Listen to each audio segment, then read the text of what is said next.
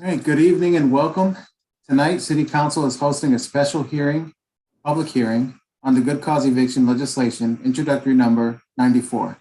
The council invited constituents to comment on the legislation by submitting written comments, leaving voicemail messages, and joining us live via Zoom. Similar to Speak to Council, we will not be responding to the comments made during this session. Participants' contact information has been collected and shared with the council. We received 16 written comments and voicemails, 8 of which are in favor of the good cause eviction and 8 of which are against this legislation. All of these comments have been shared with the council prior to the start of this meeting. We are following the same structure as Speak to Council. Since we have 84 participants signed up, each speaker will have 2 minutes to share their comments. Staff will only notify speakers when they have 30 seconds left and again when their time is up. Speakers will be removed from the Zoom call once their time has expired. If you are participating on Zoom and watching a live stream while you're waiting for your turn to speak, please mute or exit the live stream before you enter the Zoom meeting, or else you will hear a confusing echo of yourself. We will now begin the forum. Our first speaker is Jacob Thorpe. Good evening, members of council. Thank you for taking the time tonight.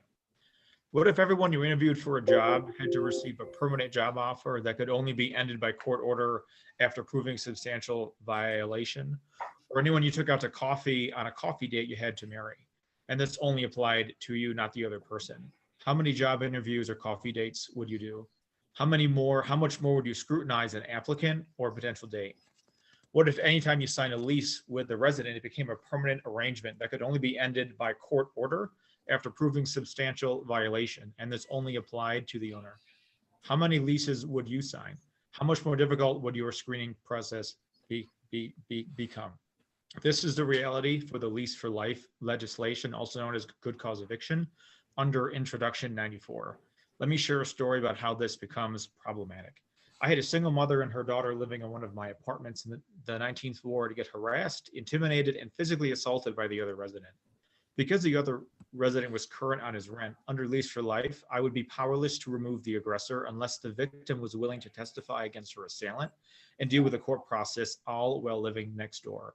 She was not, and chose to break her lease and move out. My ability to protect my resident and the rights of good residents would be removed by Lease for Life legislation. At this time, the coalition has an opposition letter signed by 126 owners and managers representing over 6,500 units in the city of Rochester. This has been circulated to all members of City Council. Solutions 30 seconds by both the 2018 and 2021 housing market studies advised for the creation of low-income, partially subsidized housing provided by the private sector with public support. We have drafts which provide just that. We as housing providers are your partners in housing policy. We provide the vital human need of housing to the majority of residents in the city. We urge you to vote no on Intro 94, also known as Lease for Life. Thank you for your time. Matt Drone. Good evening, City Council. My name is Matt Drew, and I've been a resident of the city of Rochester for over 15 years. I'm also a housing provider who provides clean, safe, affordable housing to many residents in the city. I'm participating today to voice my concerns over Intro 94. You'll see my background. In the foreground, you'll see a pile of burnt rubble. In the background, a boarded up apartment building where 12 people used to live. What happened? There was a fire in the basement. That fire was allegedly intentionally caused by a tenant of this building, according to one of my friends that lived here. This was one of my former neighbors that was displaced.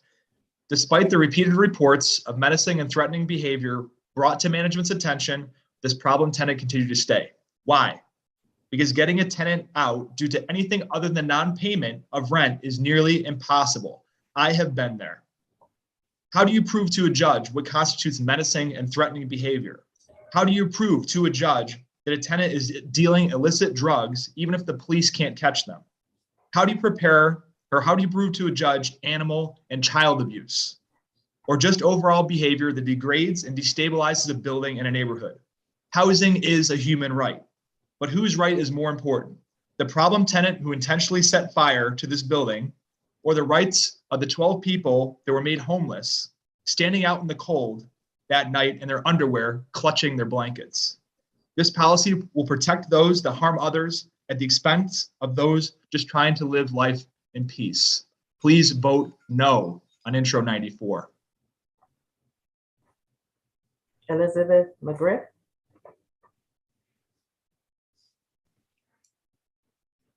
Here. Hi, my name is Liz, and I'm from the Citywide Tenants Union.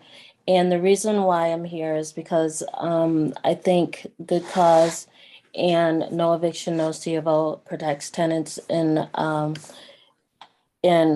far better way. One of the things that's happening now, the moratorium, a lot of people didn't ask for it, the pandemic to happen. A lot of people weren't expecting the pandemic to happen. And because of that, there was funding. Yes, there was funding, but it was never enough to help all the people that were in need. And what will help people at this time, at the end of the pandemic, is good cause eviction and no C of O, no eviction. Right now, tenants are living in slum conditions, and they live in the slum conditions because that's all they have right now because of financing. And what this will do for the community, it will help the community. I heard someone say that it can evict problem tenants. Yes, you can, even with good cause. I also heard the negative, issues saying that landlords are at jeopardy and but it's all about the money. It's all about, people's finances and 30 seconds. what they want to make. So people have been living in bad conditions for a number of years, and they haven't found relief. We can't wait any longer. I see people sleeping under the bridge, and they have to get, to their place in order not to use it. When you become homeless, it takes years to get back to where you were. And talk about your self-dignity, your feelings, your emotions. It's just tragic, even for the next generation, for children that lose their home and their housing. Your time is up, Liz. Okay, thank you. Marty Grisanti.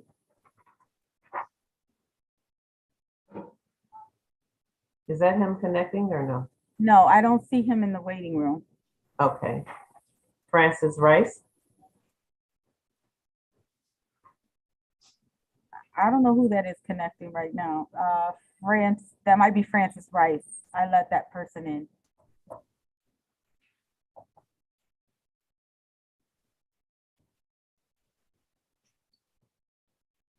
It looks like you're still connecting the audio.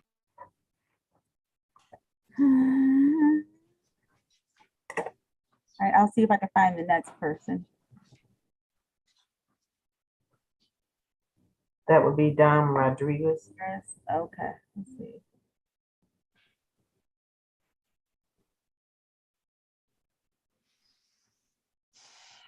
I don't see Dom Rodriguez in the waiting room. Daniela Polidor.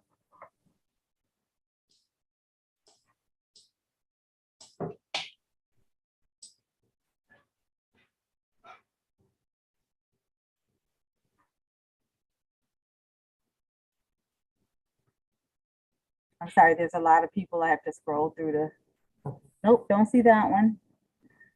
Let me see if I see the next one, which is Pilato.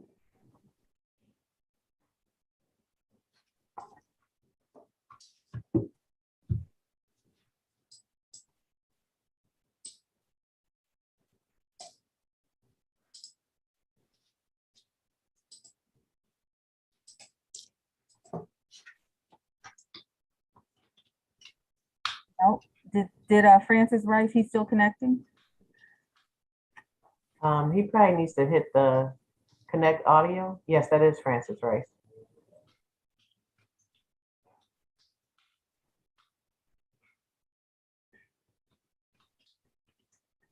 Sir, can you hear me, Mr. Rice?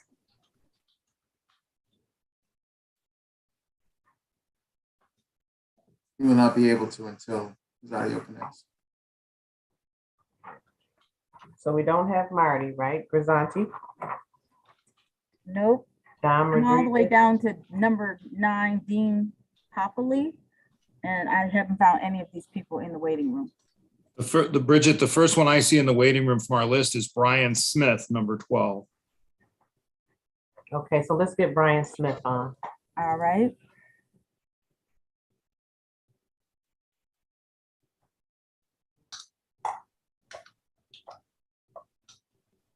I see Brian Smith. Where, Looks like he's in the meeting. oh, he's in? Yeah. Okay. Mr. Smith? Brian, can you hear me?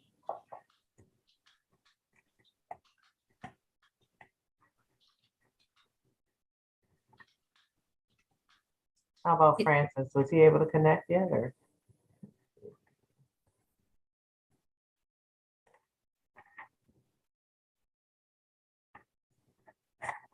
Brian, are you there?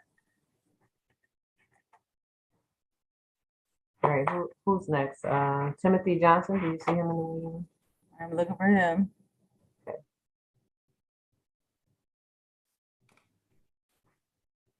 Francis may have dropped off. I don't see him. I don't see Timothy Johnson. Ravi Manga,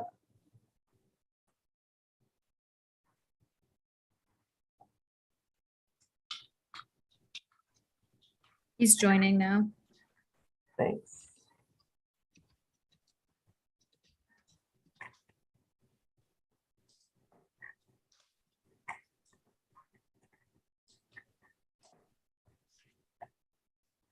Ravi? Yep. Can you hear me?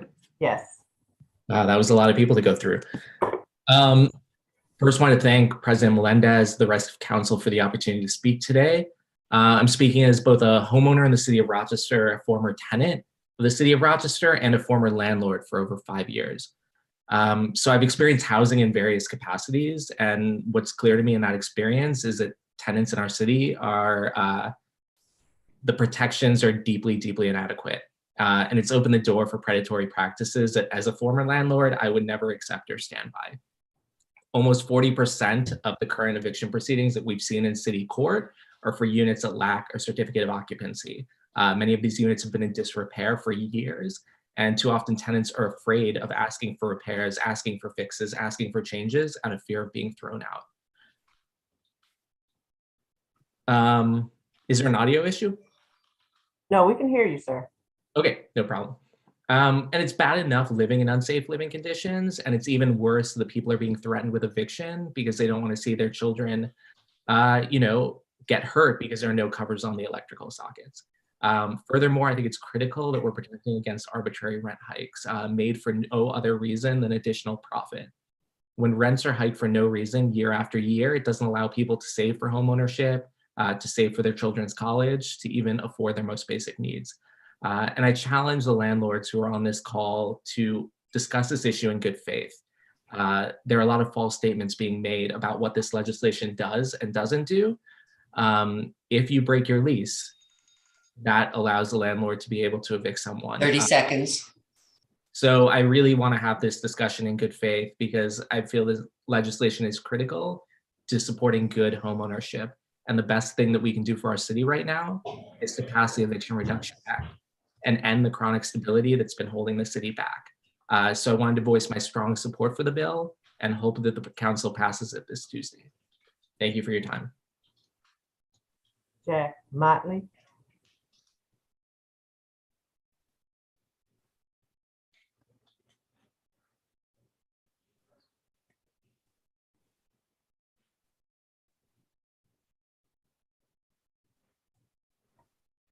Mr. Motley, you're on mute. Yes, I'm here. You can speak. You can start.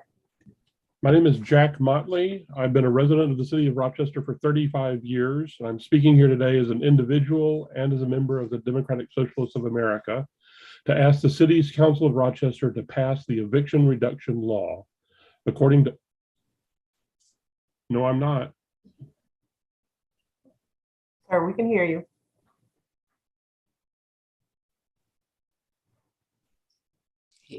He's muted now. You just muted the mic.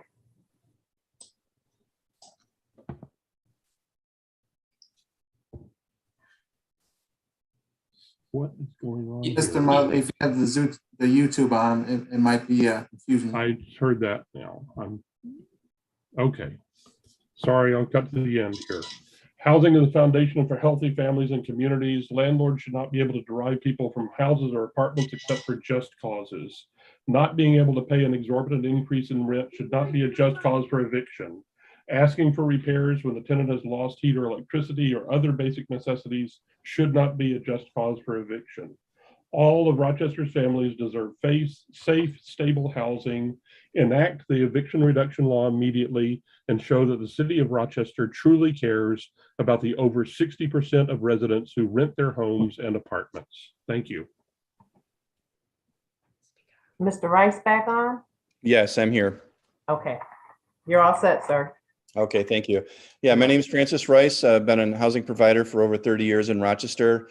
I'm currently on a committee studying the best ways to implement the new housing, the tenant advocate, I'm sorry, the landlord and property manager licensing program. And I'm hoping that maybe we can find out a way to help hold off on this stuff until that gets implemented. This should really help the city monitor and manage property managers and housing providers. So let's give this program a chance to take hold before we implement any new laws and regulations for the housing provider community.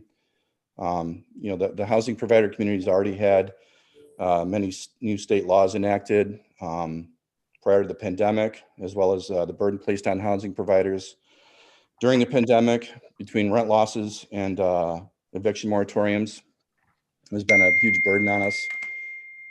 Government has historically created incentives for the creation and management of affordable housing in the private sector, both through law, tax laws, and grants and incentive programs. So it seems like nowadays, in a time of a shortage of affordable housing, the city council and state legislature should be incentivizing investment in affordable housing instead of, but instead, all I see being done is the new laws are disincentivizing investment. And it's the exact opposite of what should be done. Regarding rent 30 control. seconds. Regarding rent control, my biggest concern with rent control is inflation. The housing providers cannot collect enough rent to cover their expenses. Have a little left over for their own to pay their own bills, then they will be out of business. So, we don't ask Wegmans, we don't control what Wegmans charges for their products. So I'm not quite sure why housing providers should be controlled over how much they charge, especially with the inflationary environment we're under now. That could get out of control very shortly. Thank you, Francis. Your time is up.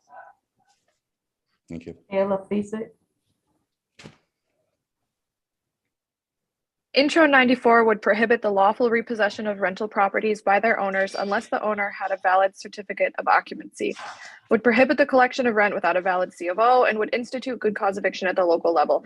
We firmly believe that the housing market in Rochester, New York is characterized by an income shortage by the community, which is best addressed by taking measures to reduce the cost of housing to residents. As outlined by both the 2018 housing market study and the 2021 mechanics of Monroe County's rental housing market, the solution to these problems lie in income shortages from the community, and both advise for the creation of more affordable housing with varying levels of subsidy. Increasing the supply of low-income housing and housing subsidy was at the core of both recommendations as a means to make housing accessible to the lower-income population of the city of Rochester. We agree with their recommendations and have draft proposals on our website. Intro 94 will reduce housing supply. Increasing regulation on property owners and their ability to manage their properties directly reduces the supply of low-income housing. Intro 94 will impair the removal of disruptive and dangerous residents. Both good cause eviction and the C of O requirement will require considerable work on the part of the housing provider to remove a problematic resident, which will cause owners and managers to shift away from low-income housing. Owners and managers will be forced to increase screening requirements in order to mitigate the increased costs associated with Intro 94, or migrate into short-term rentals or student housing, which carry lower risks associated with 30 Intro seconds. 94. Properties with problematic residents would be sold at steep discounts or abandoned altogether, causing properties to fall off the tax roll for the city or considerably reduce their taxable basis. This will result in reduced tax revenue and increased abandoned and vacant properties. Certificate of occupancy compliance does not correlate with habitability. This is a largely clerical requirement which expires every so often in the city of Rochester. Many properties with valid C of Os are not habitable and vice versa. This is a tedious administrative process that makes the city housing providers comply with. While we agree with code Thank you, compliance. Kayla. Your time is up. Thank you. Brian Smith.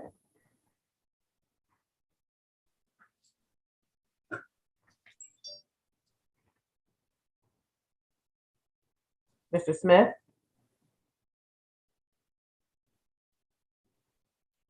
Mr. Smith, can you hear me? Brian Smith? He needs to be unmuted. You're on mute.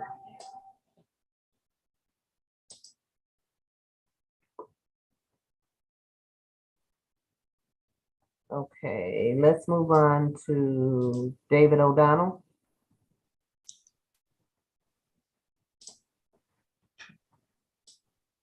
Mr. O'Donnell, you're on mute. Can you hear me? Yes. Good evening. My name is David O'Donnell. I've been a landlord in Rochester for over 30 years, and I'm here to speak in opposition to Intro 94.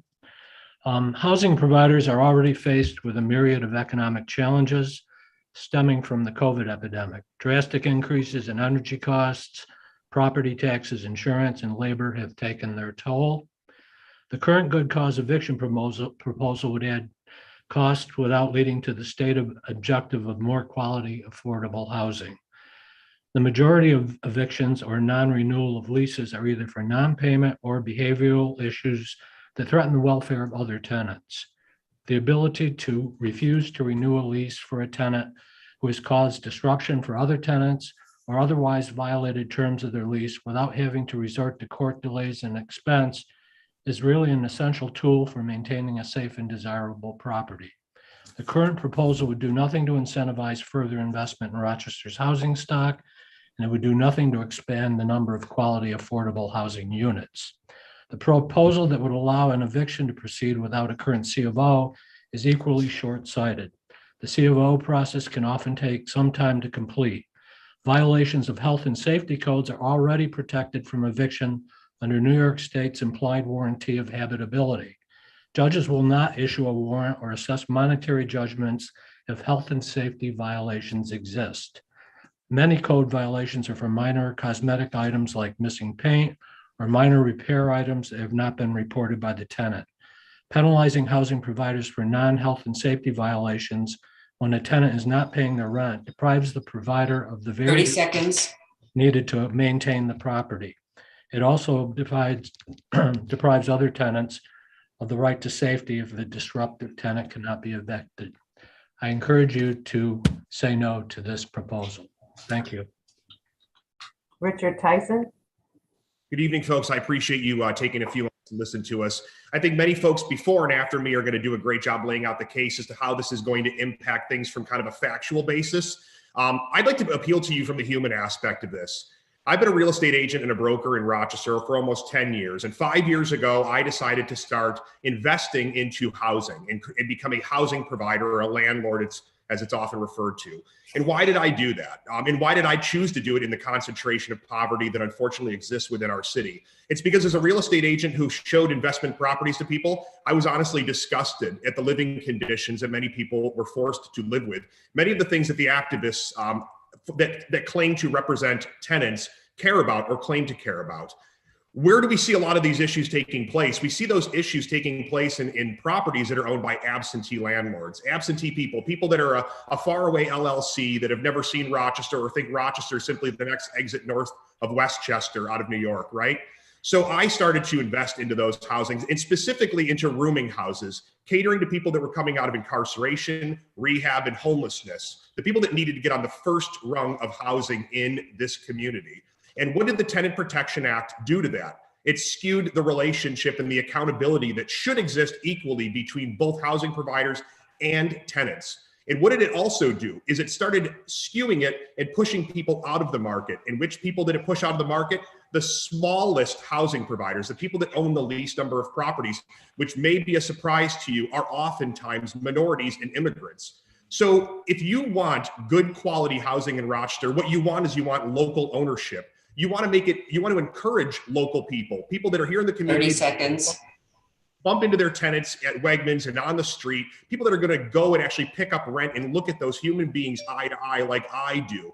You're pushing me out of the market. I've owned 37 properties in this community. I'm down to 6, and I'm going to be forced to sell the rest of them because last week I had to float $19,000 on a credit card to pay your city taxes so that you don't take my properties back at foreclosure. If you want quality housing, you want quality local ownership, stop with this nonsense. All of this is another push along with the Tenant Protection Act that's going to drive more people out of owning these houses locally and is going to reduce the quality of housing for those that are unfortunately stuck and trapped in this concentration of poverty. Thank you, Rich. Your time is up. Thank you. Katherine Walker.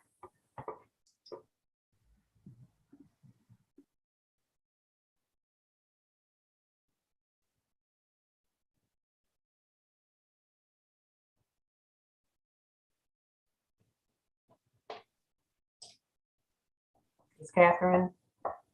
I believe she's connecting to audio. Okay, thanks.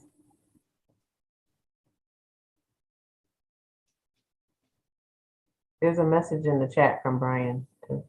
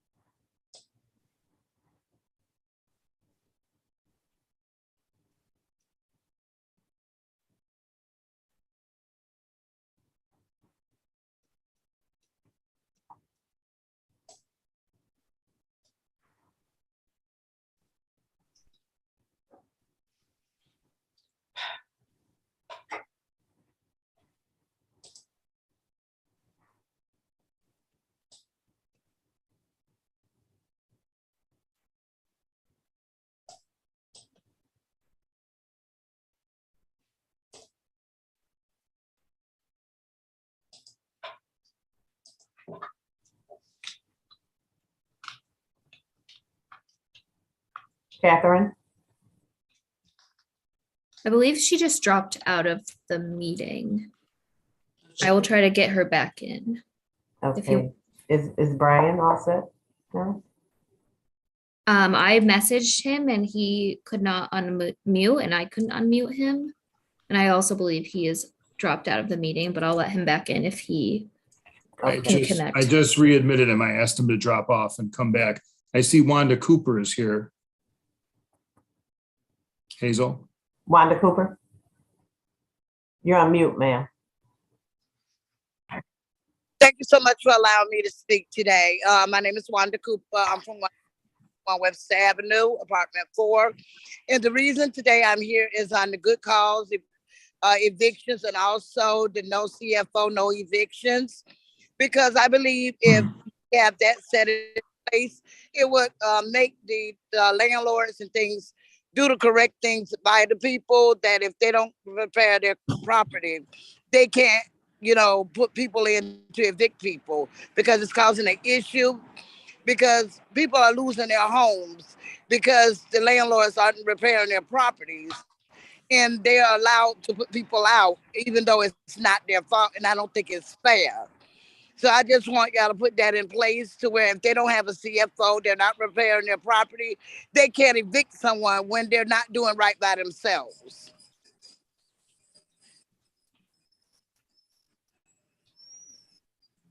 Are you all set, ma'am?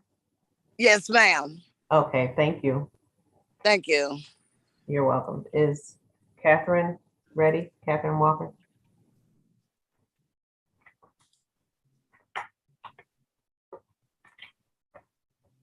No, but Brian did re-enter and it does look like he's connected to audio. Okay, great. Brian, are you there? Yes, I am. Can you guys hear me? Yes. My name is Brian Smith. I am a small housing provider here in the city of Rochester, and I take a lot of pride in maintaining my properties and providing tenants with a good place to live. And Intro 94 will make it very difficult to do. Towards the end of last year, I moved a couple into one of my properties beneath a very good long-term tenant. Before the move-in, I went through the apartment, addressed all the repairs, all the maintenance items, and had a brand new C of O. After the move-in, I was getting noise complaints that sounded like somebody was punching holes in the wall. This year, I received notice from a good long-term tenant that they would be moving because they did not feel safe living in the same vicinity as these people. They had Ring doorbell footage of these tenants chasing each other out of the house and threatening each other's lives.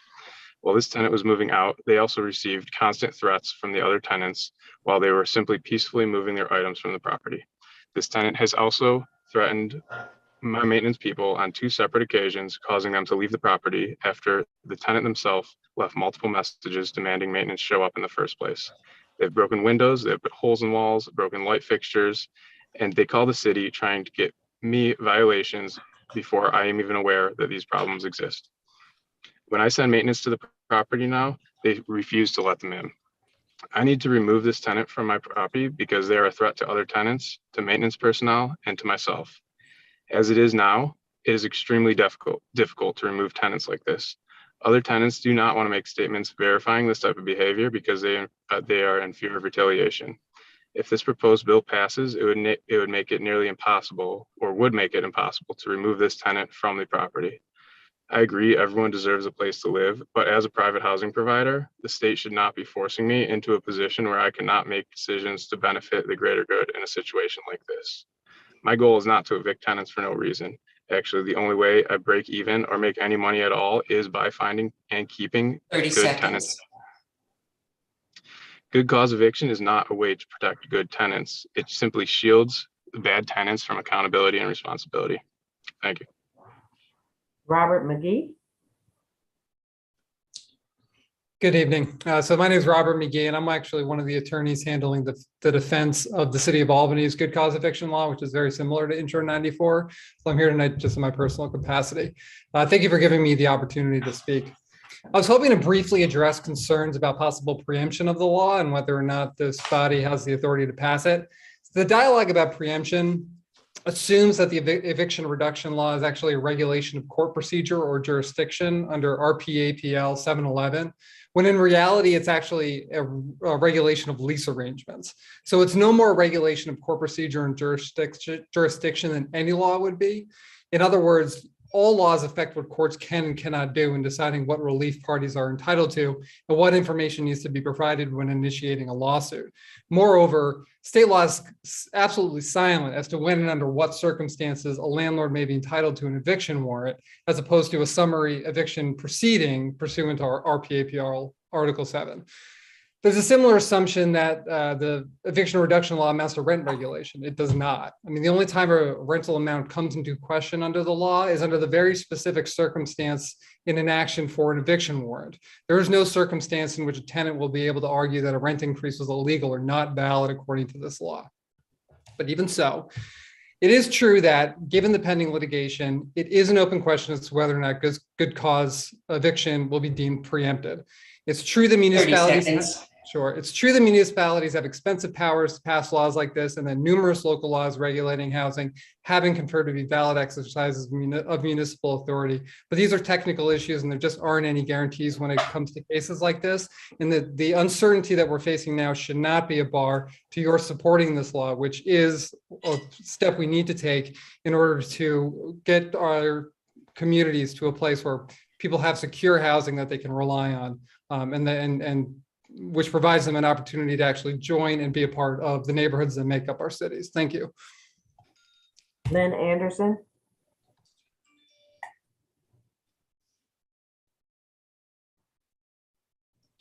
Lynn, you're on mute. Can you unmute yourself? Can you hear me now? Yes, thank you. Go ahead. Hello, my name is Lynn Anderson, and Proposition 94 is a well-intended proposal to help keep the tenants of Rochester but it fails to realize that it will have the opposite effect long and short term. Let's start out with what I call the tenants for life policy. The purpose of leases is to protect the owners and the tenants. If a tenant turns out to be problematic, the lease then allows the owners to remove them. For the vast majority of cases, tenants are good. They keep up with the rental obligations. They keep their unit relatively clean and live there comfortably. But then we have the quote unquote bad tenants who move in, break the lease rules with impunity, anything from moving people in that are not on the lease onto the property, causing problems with neighbors, bringing in unauthorized vicious dogs, or not maintaining a proper level of cleanliness, dealing drugs, like I currently have at one of my properties at 210 Hawley, making it very difficult. If Proposition 94 is passed, the City Council will make it harder for owners to handle these problems. The option of not renewing their lease has been an effective tool to get tenants to comply with portions of their leases that the tenants are not complying with. As landlord property managers, we want to keep our tenants in place. We want to see them happy and living there forever if they're good tenants. We don't want them out. But when a lease breaker knows that there's no easy way to get them out, it will most likely cause problems for the owner-tenant relationship. Rochester housing needs a balance between tenants and owners. An automatic lease renewal takes that balance away. 30 seconds. If a property becomes a nuisance due to the violation of the lease, the city will come to the owners for correction of the issue. We will have very little control, if any, as the tenants will know that they will not be able to be evicted easily or cheaply. That's pretty much it. Thank you, Lynn. Reedy?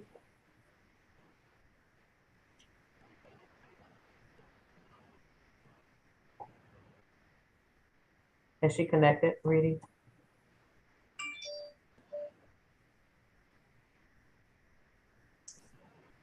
Reedy, you all set? Sorry. So, good evening, Council. First, thank you to Council Vice President Lupian, Councilmember Kim Smith, and Councilmember Stanley Martin for your leadership on this bill. The eviction reduction law is a life-saving, life-affirming measure for Rochester. I realize that we've heard a lot about so-called unintended consequences so far tonight. I'm sure we're going to hear more.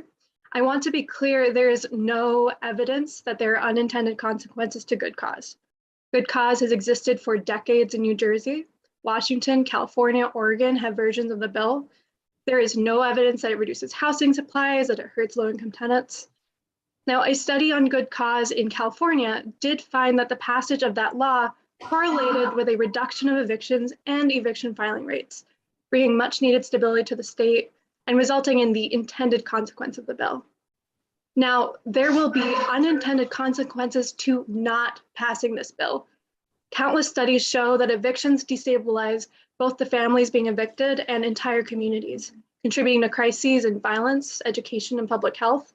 We are in an eviction crisis, and when there is mass displacement, neighbors can't form the deep bonds of trust and care that help our communities thrive. Now, I'm short on time. I can't run through all of the research, but shortly, research from Rutgers University found that evictions and crime have high correlations. Research from Boston confirms that neighborhoods with the most evictions have the highest crime rates. Kansas City Star analysis confirms that neighborhoods with the most evictions had the most gun crime. University of Illinois found that mothers who've been evicted have more than two times more high odds of experiencing criminal justice involvement. Evictions have been shown to cause a 30 lot seconds. of trauma and poverty. These are all individual risk factors for crime and violence. Evictions also clearly destabilize neighborhoods. Housing is the foundation for healthy communities. Please pass the eviction reduction law and give Rochester's families the stability that we so desperately need. Thank you. Barbara Rivera.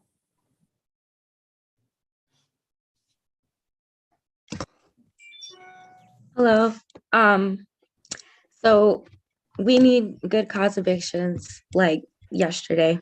Too many families are being displaced. Too many families are going through trauma, and we need to keep our communities safe and housed. I am a tenant. I am a mother of two. I once fought for my housing. I once spoke up because I had a landlord refuse to fix anything in my home. And when I refused to pay rent, he decided to send me an eviction notice. Things like this happen all of the time.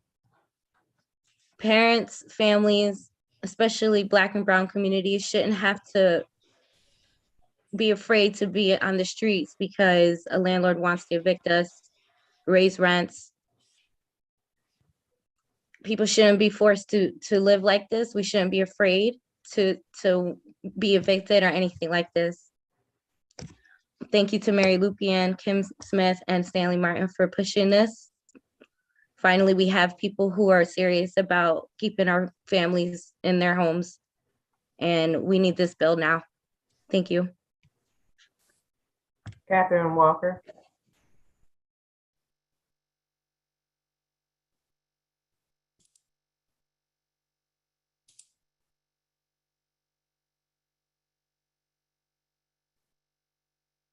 Ms. Walker, can you hear me?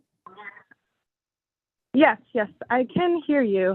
My name is Katherine Walker, and my property was bought June of 2021, and I had not met my landlord at all whatsoever, and she bought the property and didn't talk to us at all, and then winter came around and didn't turn on the heat or anything and tried to get us to leave the property by just not giving us heat. I have a toddler, an almost 3-year-old, so I went pretty much the entire winter without heat until Rochester had to come in and give us heat. So with that being said, also, there was supposed to be a C&O inspection, and she lied and said that we're related when I have never even met this woman in my entire life. So I guess you guys should probably put some checks and balances on that or something, because she fraudulently said we're related. I mean, I just don't understand how it's fair that someone I've never even met gets to have half of my life. Like, you know what I mean? I work 40 hours a week, and all my savings and everything goes to a landlord, which I expect, like, basic human needs, necessities like heat, for someone to, 30 seconds. because they own a property, they can do whatever they want, basically, to me, is what I'm getting from how things are kind of set up. So with the good cause, I think it would definitely give a lot of tenants a lot more rights than just having someone come in and say, this is my property, I own it now, you have to leave, when someone's lived there for years and it's become their home. So I don't know what else to say, but Thank you, Katherine. That's your time. And Pablo? Can you hear me okay? Yes. Yes. Thank you for hearing me today. I appreciate the difficulties of being a renter. I was a renter most of my adult life. I try to be consistent and fair and treat my tenant in the way that I would want to be treated. As a small-time landlord with only one rental property, I need the flexibility to adjust and change as conditions do. I also need the right to protect my investment property in the manner that I see fit. It's free enterprise. It encourages people like me to invest in Rochester. A careful and consistently paying tenant is worth their weight in gold. It's simply not in my best interest to treat tenants badly or raise their rent above what the market will bear. My life is easier if my tenant is happy and feels that they're getting a fair deal. But make no mistake, I am not a charity. Fair is based on the condition of my property and market conditions. If I'm willing to take the risk on a tenant by giving them a year's lease at a particular price, I expect to be able to renegotiate that contract at its conclusion, as all businesses do. If my property has been reassessed, and it has, if my insurance goes up, and it has, or if I have unexpected costs in running my business, I have no choice but to pass that cost on. That's the nature of business. I abide by the conditions set forth in 30 the rental seconds. agreement that the tenant signs, and it's reasonable to expect that the tenant does the same. A troublesome tenant that I cannot evict will destroy my business. Please vote no on this. Thank you. Marvin May. Hello. Hello, and thank you for the opportunity. My name is Marvin May. I'm a real estate developer in Rochester. I've owned properties for many years here in the inner city, and I've had very good rapport with tenants up until the last 5 years, when it just seems that tenants have not taken the care of their property as they should. And then when you accost them about it and challenge them on it and start to do an eviction, they want to say that, well, I have children, I have small toddlers. Well, you need to think about that when you make these decisions and stuff about not paying your rent or not talking to your landlord about the issues. My job is not to sit there and decide whether or not some of these people have mental health issues, drug issues, alcohol, gambling issues, whatsoever. You know, I'm a landlord. I'm here to make sure that you have a comfortable place for you to be and provide that service. And you're supposed to pay your rent. And if you can't do that, then you need to get some assistance. But it's not my job to sit there and try to get that.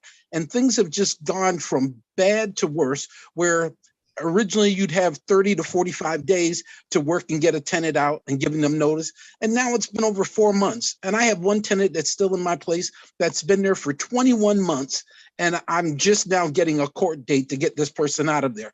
And these people are just terrible. I should have the right to be able to put people out of my place, just like any other business where they can say that we're not going to serve you. You have the right to do 30 that in most businesses. So I appreciate that. I think that the moratorium hurt a lot of people. And I'm saying that now that that moratorium is lifted, people who have issues need to get the proper care that they need and stuff, but it's not the landlord's responsibility to see to it that they get the proper care. Thank you. Shannon, you're up next. Hi, my name is Shannon, and I've been a housing provider in Rochester for 7 years. I moved here specifically to get into real estate, but with all the past issues and recent legislation, I've decided to start scaling down. I just sold a house in January and plan to sell another this month. And this wasn't fun and it wasn't a big reward. It was very hard for me to do because this was my dream, but things have just gotten too hard lately. My realtors told me they know so many landlords who have sold off their properties and that foreign investors are buying them all up. Is that really what you want? Because that is exactly what is going to happen if you keep going this way and you're taking away all the control from the landlord. Not renewing a lease should be a right to every landlord. Most landlords I know, as many have said, prefer their tenants to stay for as long as possible. I know I do. It's easier and it's cheaper not to have to turn over the apartment. But there have been occasions where I have decided not to renew a lease. But what is good cause to me may not be the same for you. What if a tenant is filthy and she's causing costly damage for me, but she thinks she's clean? What if a tenant's boyfriend who is not on the lease causes problems and she denies he lives there? Or what if you need to fix a major problem that takes extensive construction and you need the tenant to move out to take care of it? These aren't things, that are evictable for. And there are circumstances where the tenants are not directly violating the lease, but the landlord has good reason for not renewing it. And this should be up to the landlord. I understand you want to protect 30 tenants and give them seconds. safety and security. I want that too, but please, not everyone is a slumlord. We are people too. When is the city going to start seeing that not all landlords are bad and start helping instead of hurting us? Please vote no on Intro 94. Are you finished, Shannon? Yes. Thank you. Michael Furlano. Hi, good evening. My name is Mike Furlano. I'm a senior housing attorney at Empire Justice. Very briefly, I've represented thousands of Rochester tenants in eviction court. I'm here today to speak primarily on the impact that the no CFO, no eviction portion of the law will have on evictions. So I looked at every single case heard by the Rochester City Court in 2022 through the end of February, cross-referenced those properties with the city of Rochester to determine which properties had C of Os and open violations.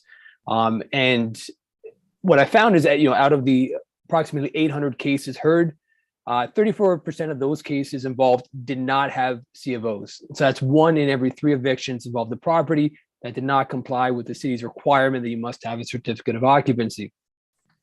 And over 2/3 of those had 2 or more violations. So it's not just not having a C of O, but also something else in addition to that. So in every day in landlord-tenant court, there were at least 3 properties with double-digit violations.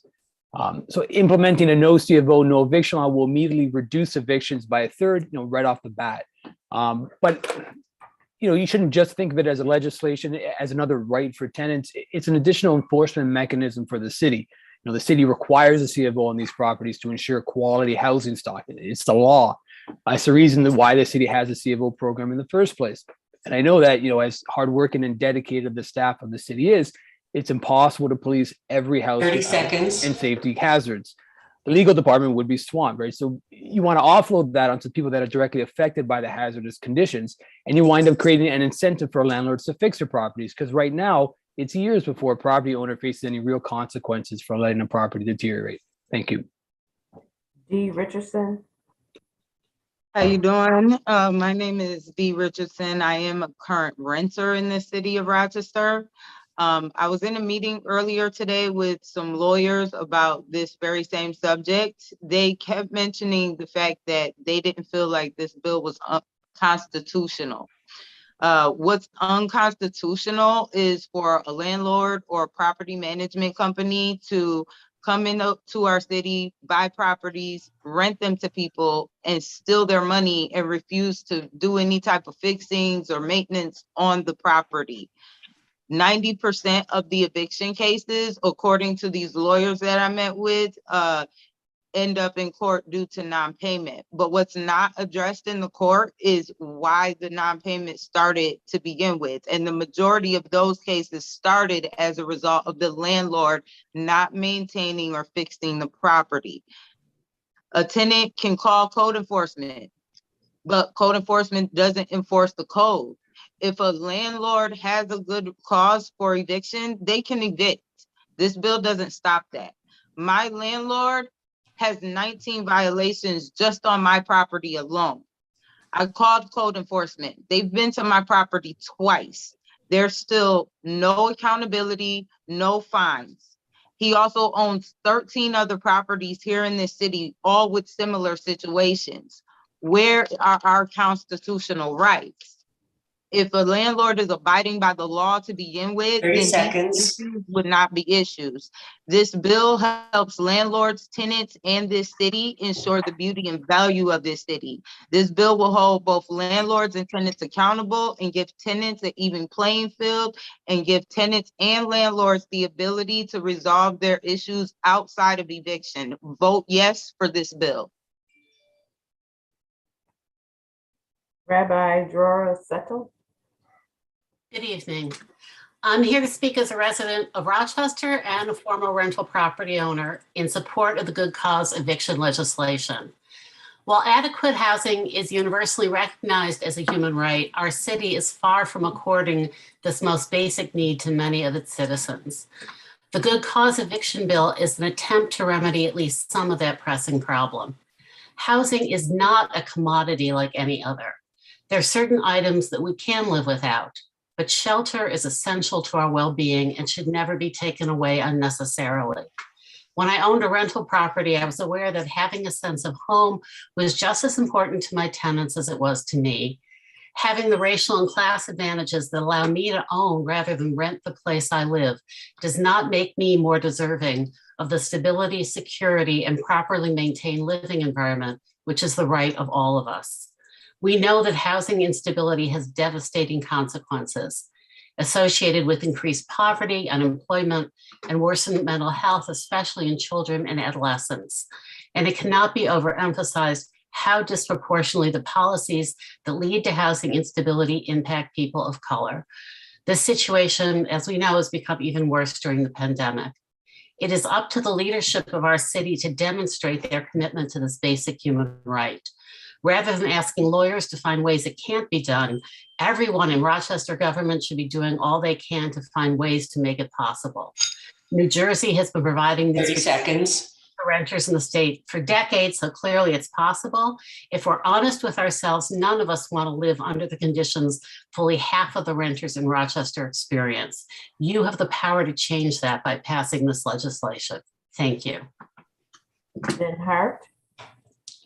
Hello, my name is Ben Hart. Thank you for allowing me to speak. I'm not even sure what I want to say tonight. I do think that rising rents are a problem. I do think that, retaliatory evictions are a problem. I'm not convinced that this is the way to do it.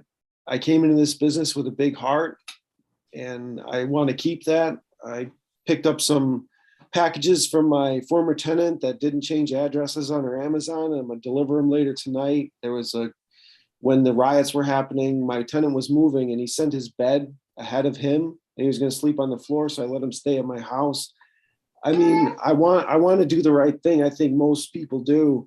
I just think after this eviction moratorium and all the nightmare that investors had to deal with, it's just not the right time to put more upward pressure on rents, like more upward, like seems like a supply and demand problem. And I think it's going to create disinvestment. People are going to choose to convert to Airbnbs.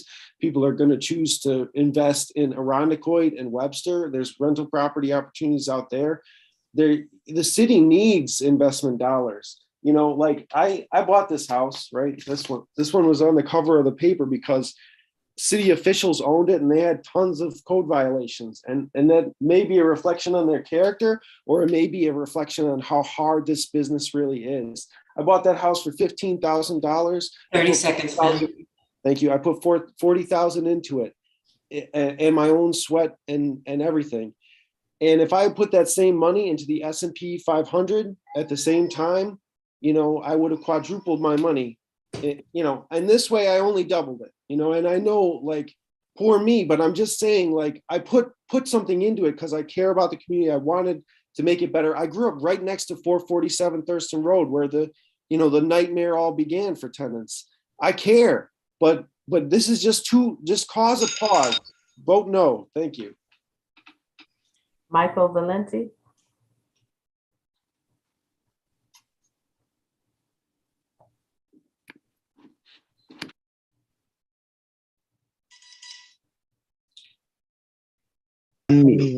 Hello.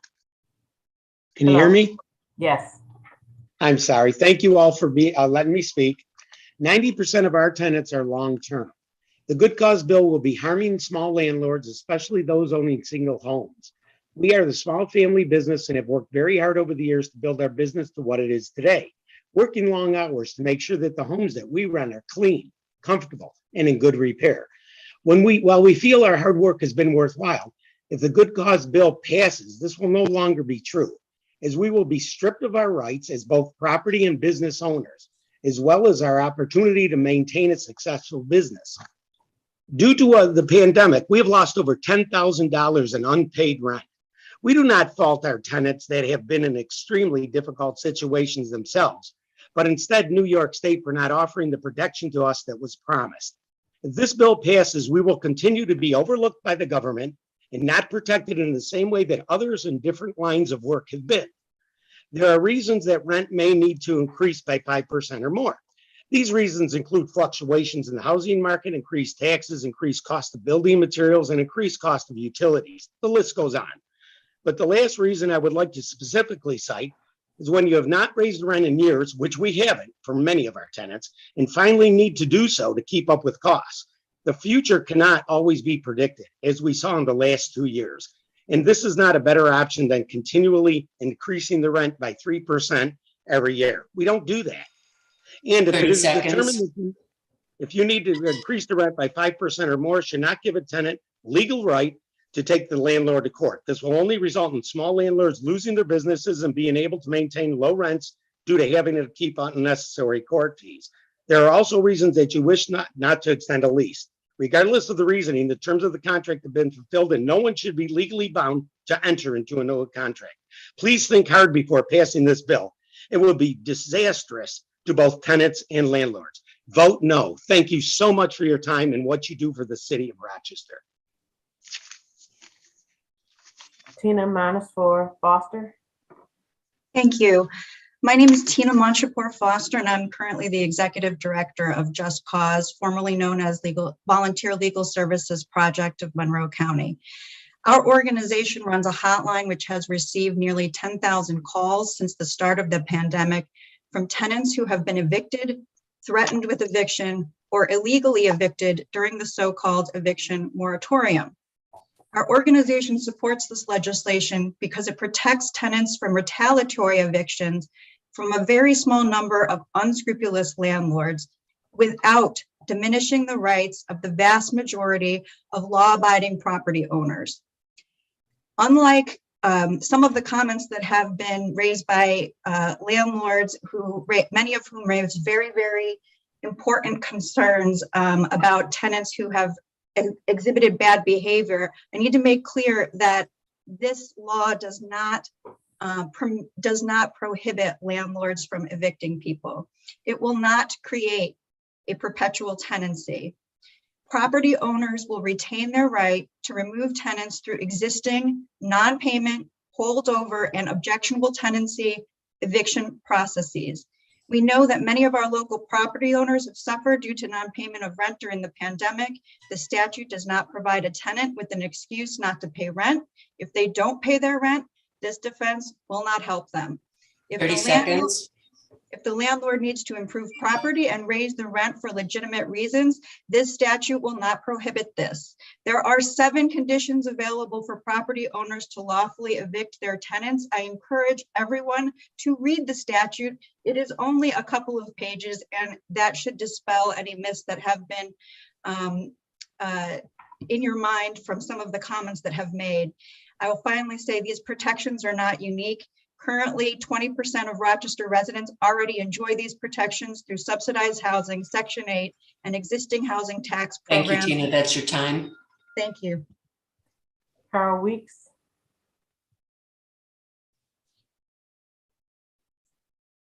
Thank you, Council. Thank you, Council. My name is Carl Weeks. 38 years full-time managing properties in the challenged areas of the city. I've performed well over 1,000 CFOs. I'm currently in 4 to 8 CFOs at any given time. And hopefully you had a chance to read my letter to you outlining about 24 different ways of why CFOs are delayed, most beyond our control. So we really, the CFO thing is way beyond, it's very unreasonable to even have that in here. Like Lynn said, we're in the move-in business, not the move-out business. Okay, so all of the protections are why, or the list that's in the law are reasons why we evict. Per the court clerk, 95% of the evictions are in that list. So why do we need this? Now, if you look at that list, primarily they're tenant cost, right? Tenants now have plenty of protection. It begins with the 2019 New York State Tenant Protection Act, loaded with tenant protection. We have a firm code enforcement department right now. Tenants now are mandated to have attorney representation in court, and you have a retaliation issue. You call for code enforcement, and there's retaliation going on. There's severe consequences to that. Call tenantdefense.org. They'll help you out. This shouldn't even be an issue because there's very severe 30 seconds. Thank you. I heard the quote, rents are raised for no reason. Sorry, rents are raised because expenses are raised. So I'll conclude with, we don't need this right now. We have plenty going on, and most of our property rights have been stripped, and we need to have balance. Thank you. Becca. Good evening, City Council members. My name is Becca Ferguson Lutz. I'm a longtime Rochesterian, educator, and currently a student at Colgate Rochester Crozer Divinity School on the path to ordination in the Presbyterian Church.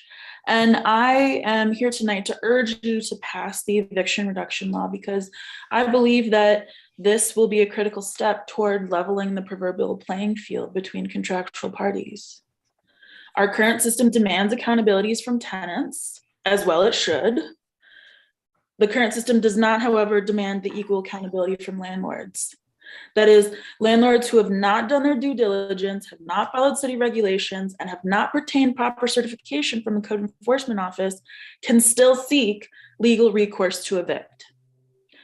And they can not only participate in the eviction process, but weaponize the eviction process against their renters for lodging safety complaints. The balance of power is clearly skewed toward the haves in a way that is not only unconscionable, but illogical. Obtaining a certificate of occupancy is not expensive. $60 for a single family dwelling. This is a small price for doing business. Those who have opted not to obtain a certificate of occupancy are actively evading their legal and ethical responsibilities for the sake of their own financial bottom line. 30 And seconds. landlords who have flouted city regulations by not maintaining safe living environments should not be able to use taxpayer-funded systems and resources to achieve their own selfish monetary ends. Full stop. I implore you to pass this law, which will restore some fairness to the eviction process and ensure accountability on all sides. Thank you for your time and consideration, everyone. Emma? Is that her connecting or? She's been connecting for a while, Hazel. Looks like she may be Okay. in a little trouble. Bruce? Bruce Thompson? Is he in? I thought I saw him.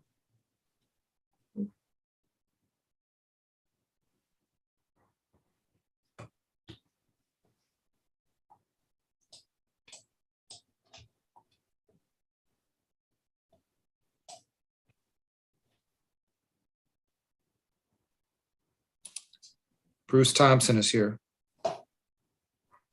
Mr. Thompson? You're up. You're on mute. Thank you. You're welcome. I appreciate the opportunity to speak to you. I'm a member of Asbury United Methodist Church and on the outreach committee there. And we've really been assisting a lot of people who have had difficulty due to evictions, especially after the moratorium was stopped.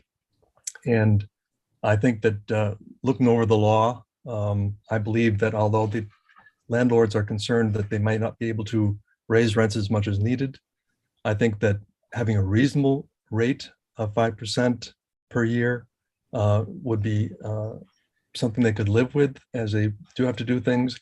I do believe that having a certificate of occupancy needed is also a way to ensure good housing and help the landlords comply with making the tenants' buildings safe and comfortable. So I think that for many reasons, we support the bill and would ask you to support it as well. Thank you. Mike? You're up. Can you hear me, Mike? Okay, I got you now. Sorry about that.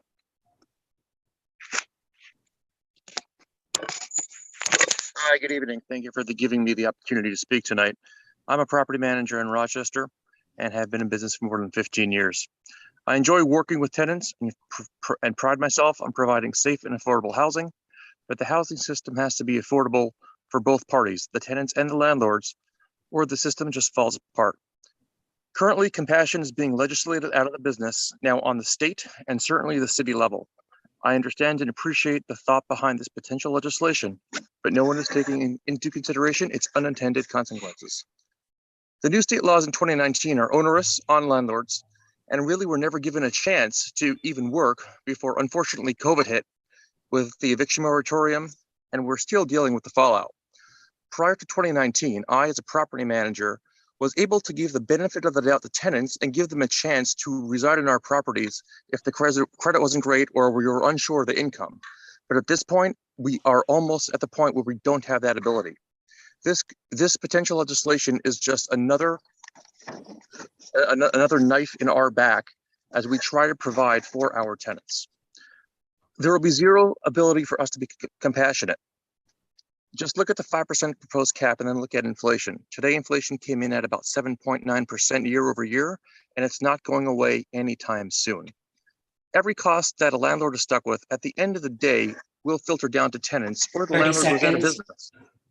It's no different than a gas station owner that has to pass on rising prices. A landlord that goes out of business means either another vacant property in the city or getting sold off to the most probably a large out-of-town conglomerate.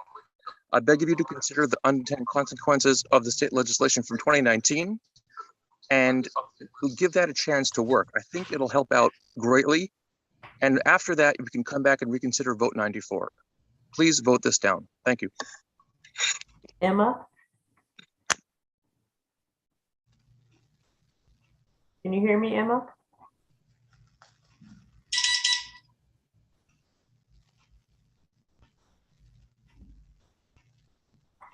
Emma? How about Richard? Is he? Richard, Mr. Rosen? I'm here. Okay. Can you hear me? Yes, sir. I want to share with you, council members, my personal experience as a landlord and 30-year city resident. With 3 young children in a flagging job market, where in 1974, I dipped into real property investment.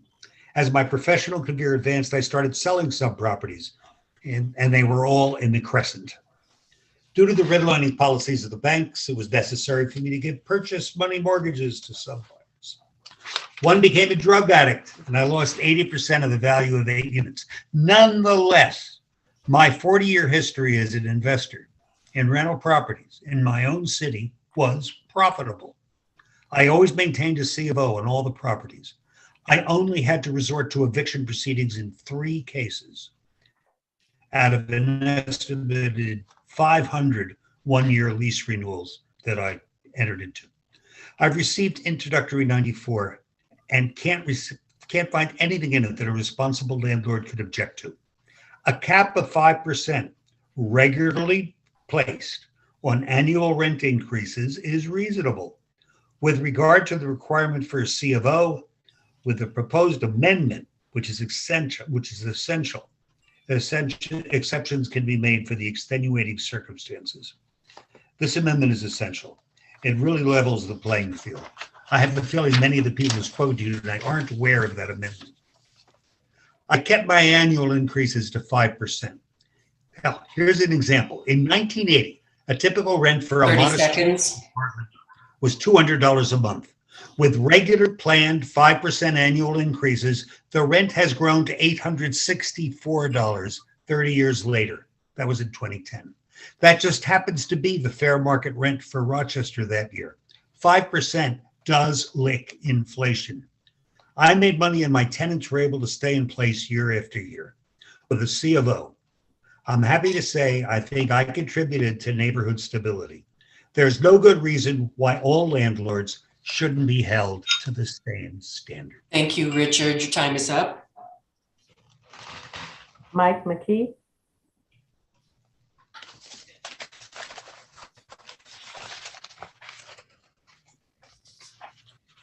He's joining now. Okay, thank you.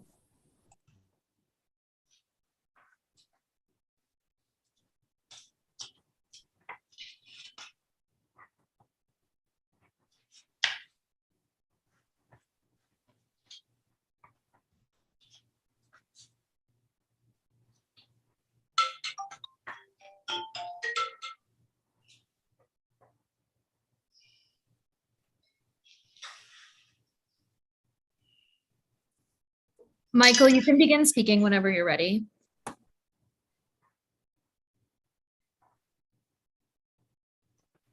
I'm sorry, I'm trying to disconnect from YouTube so I don't get feedback.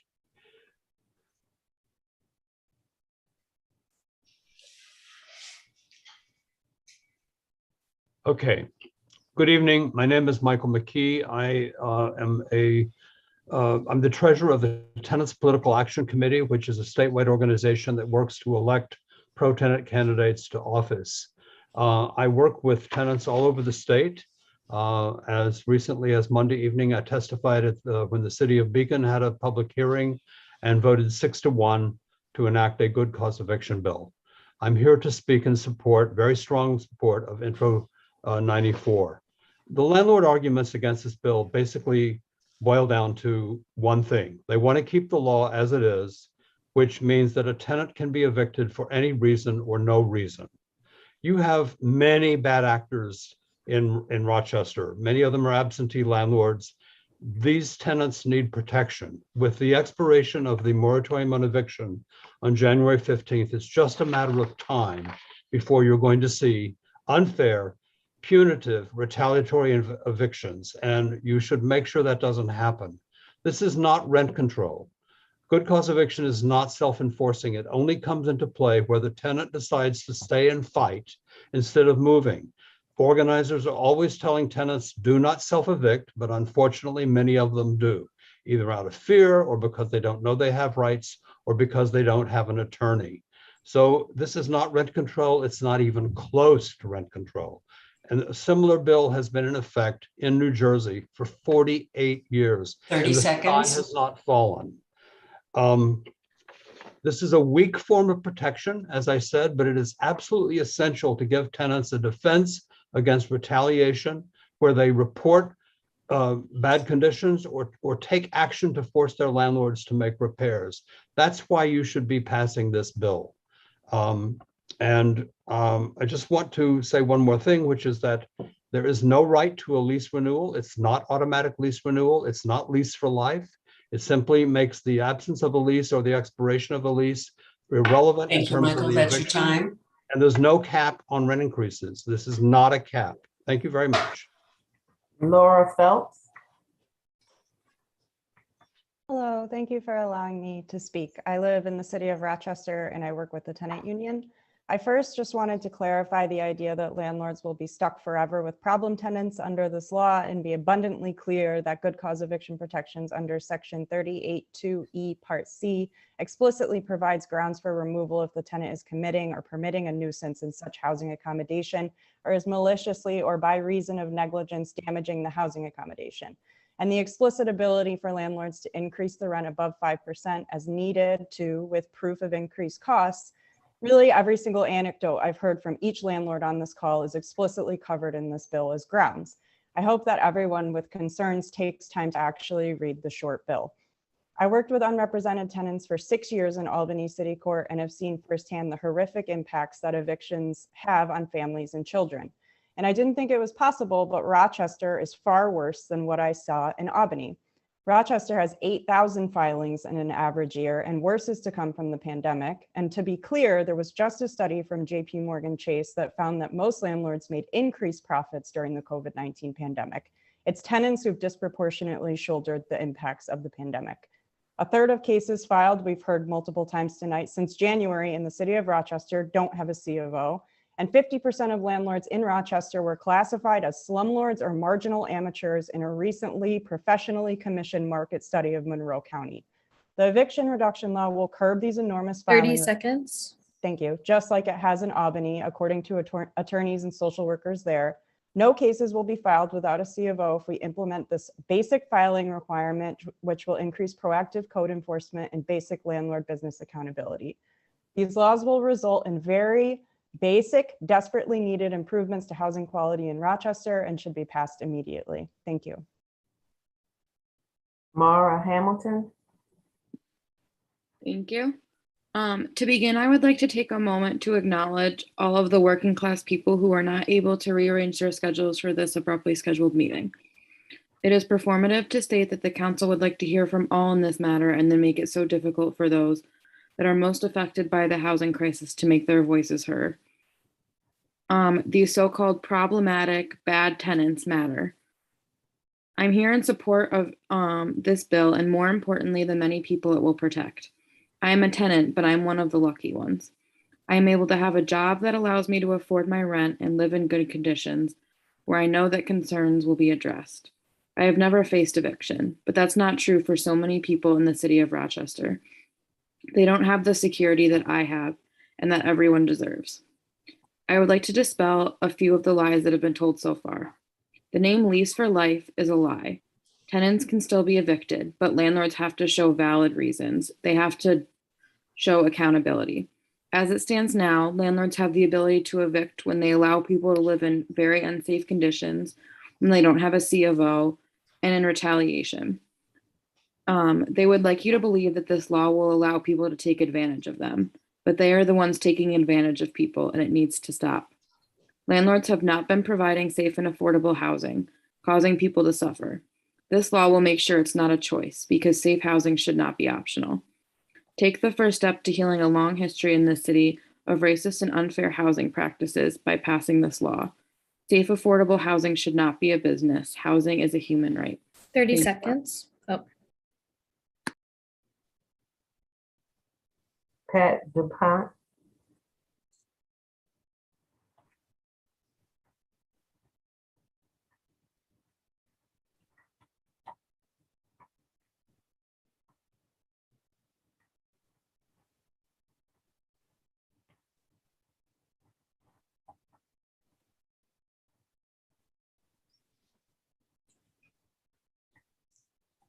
Is Pat on? DuPont? She was. I saw her on. I don't know if she left. I'll check. Okay, how about Laura Hand? I think Laura Hand was Laura Phelps. Okay. Dom Rodriguez is here. Thank you. Dom? Yes, I'm here. Okay, you're up, sir. All right, thank you. I appreciate it. Sorry for being late. I'm a housing provider within the city of Rochester, and I do not believe the good cause eviction is a beneficial thing for tenants or housing providers within Rochester. I believe that it will not benefit tenants in any way, and it will cause more investors to move out. There's no need to punish investors that are working hard. The reason I was late was because I was out making an emergency call at one of my properties. So we do take care of our properties, just like many of the other housing providers on this call. And, that's my 2 cents. Thank you for letting me speak. Oscar Brewer? Hello, this is Oscar Brewer.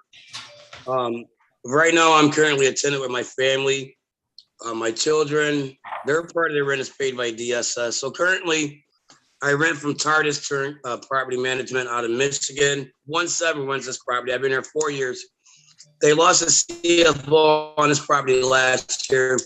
So yes, we need this law passed. Currently, they want me to go to court on the 24th of this month for an eviction.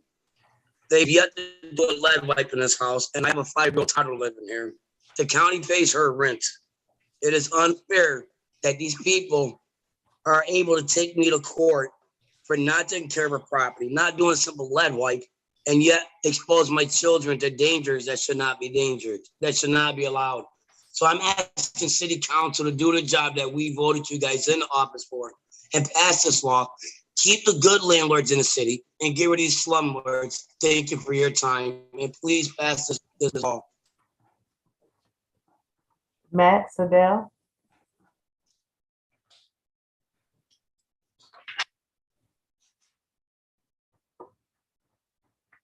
Matt, you're up, sir. Can you hear me? Yes. Hi, my name is Matt Seidel. I'm with the Citywide Tenant Union, and like many here, I'm speaking in support of the eviction reduction bill. I suspect most, if not all of you on city council live in clean, comfortable homes, but imagine you didn't. Imagine you had to constantly deal with bug infestations and rats. Imagine your walls were rotting and your stove frequently stopped working. Imagine having no heat to the point where there are icicles in your children's bedrooms. Now imagine that if you dare to complain to your landlord or even just ask them to fix any of these problems, you and your entire family could be thrown out onto the street. Imagine the fear you would feel every single day, the helplessness, the shame. This is the lived reality for thousands of your constituents. The worst landlords are drawn to Rochester because they know they can abuse residents without consequences. They can neglect their properties, threaten families with eviction, and raise rents so high their tenants literally cannot pay them. They can target Black and brown families especially, who are disproportionately suffering. For the sake of the 64% of residents and voters who make up this city, I beg you to pass the eviction reduction bill. It offers them the freedom to improve their homes and the security to live each day without constant dread. You get the chance to be on the right side of this fight, to show why you deserve to be on this council. You get to prove that you understand Rochester is not the vicious landlords immiserating families from 100 miles away. The eviction reduction bill is popular, vital, and urgent. Please vote in its favor. Thank you. Alex Turner. Thank you for the opportunity to speak. I'm here representing Catholic Charities Family and Community Services rental assistance programs. Over the last 2 years since the beginning of the pandemic, we've distributed almost $10 million in rent assistance to households in need, 2,800 households that have needed that rent assistance. And that has given us the opportunity to see the experiences of lots of different households. And households also come to us seeking security deposits. And that's what I want to talk to you about tonight. That I really want to focus in on the right to renew and how that impacts stability in households. Right now, the most common reason that tenants are seeking security deposits from us for an emergency move is the fact that their lease is up, and that's it. Or their lease is up and their landlords have increased their rent by 30 or even 40, 50%. That's the most common reason that we're hearing from tenants as they come to us seeking a security deposit. And just focusing on just one family and how that end of a lease causes them hundreds of dollars of moving costs, dozens of hours looking for another unit that they can afford if they can find one. And it destabilizes them and their children who now have to move to a new school in the middle of a school year, in the middle of a pandemic. Good cause eviction protections would help to stop that from happening every year to hundreds of families for no reason other than the fact that their leases have ended. And that would help us to preserve those emergency security deposits for folks who have other emergencies that aren't caused by the simple end of a lease. This policy will help lots of people. There are concerns like the C of O delays and things like that, but on balance, this will help to provide stable housing for hundreds of households that won't be evicted because of the end of their leases. Thank you. Ray Matrano.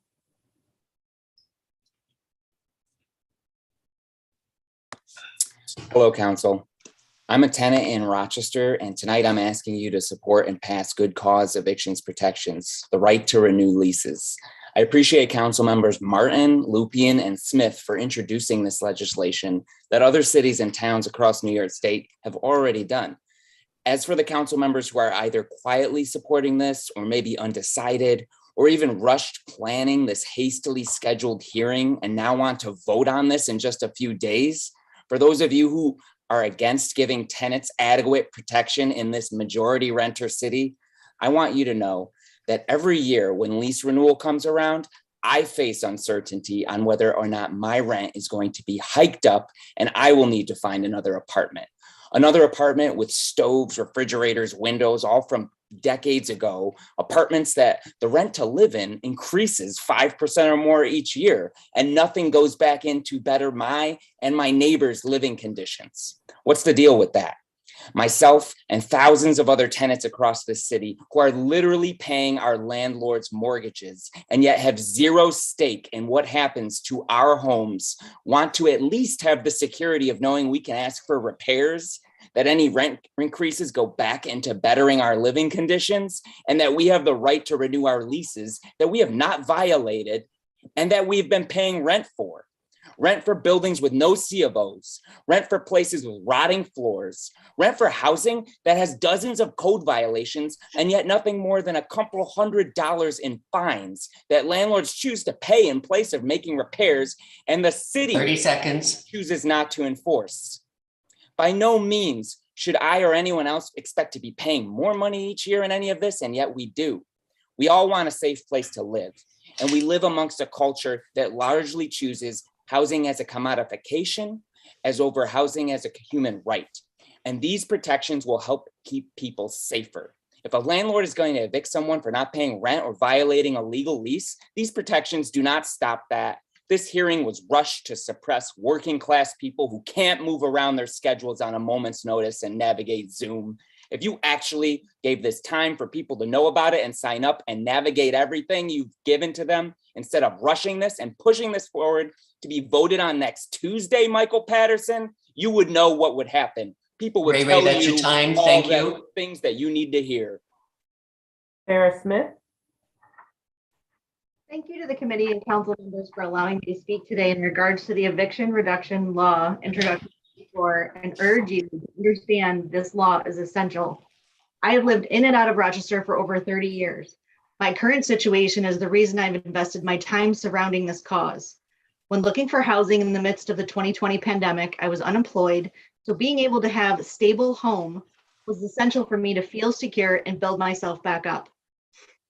If I would have known the situation I was walking into and the nightmare I was going up against with a landlord that was sued by the city of Rochester, the city won, and he's no longer allowed to own property in the city, yet he's hiding behind an LLC in my town. I contacted the code enforcement and they're aware, and they've literally said, this slumlord is a thorn in our side. I did the work, I did the research, and I continue to work with a multitude of agencies, yet after 2 years of following the rules, this convicted slumlord sent me a notice of non-renewal, clearly in retaliation and bullying. I will not stand for this. The laws and actual consequences do not help the over 60% of renters in Monroe County. Residents have lived here for upwards of 15 years, and when I moved in, I felt the need to speak up for those that felt they had no voice. They do no regular maintenance, often do not pay their vendors, and things like garbage pile up and simple snow removal for our safety, not to mention a 30 gas seconds. report. This is an essential law to help people in this community so that they feel safe and we can build the community in Rochester to make it a better place. I urge you to pass this law. Thank you so much for your time. Christina.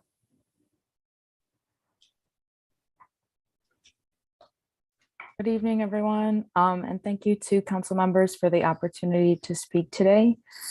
I'm a renter in the city of Rochester and also an accomplice to those with less resources than myself, and it is very important for me to see a good cause get passed and always increase wellness and rights for the majority of people.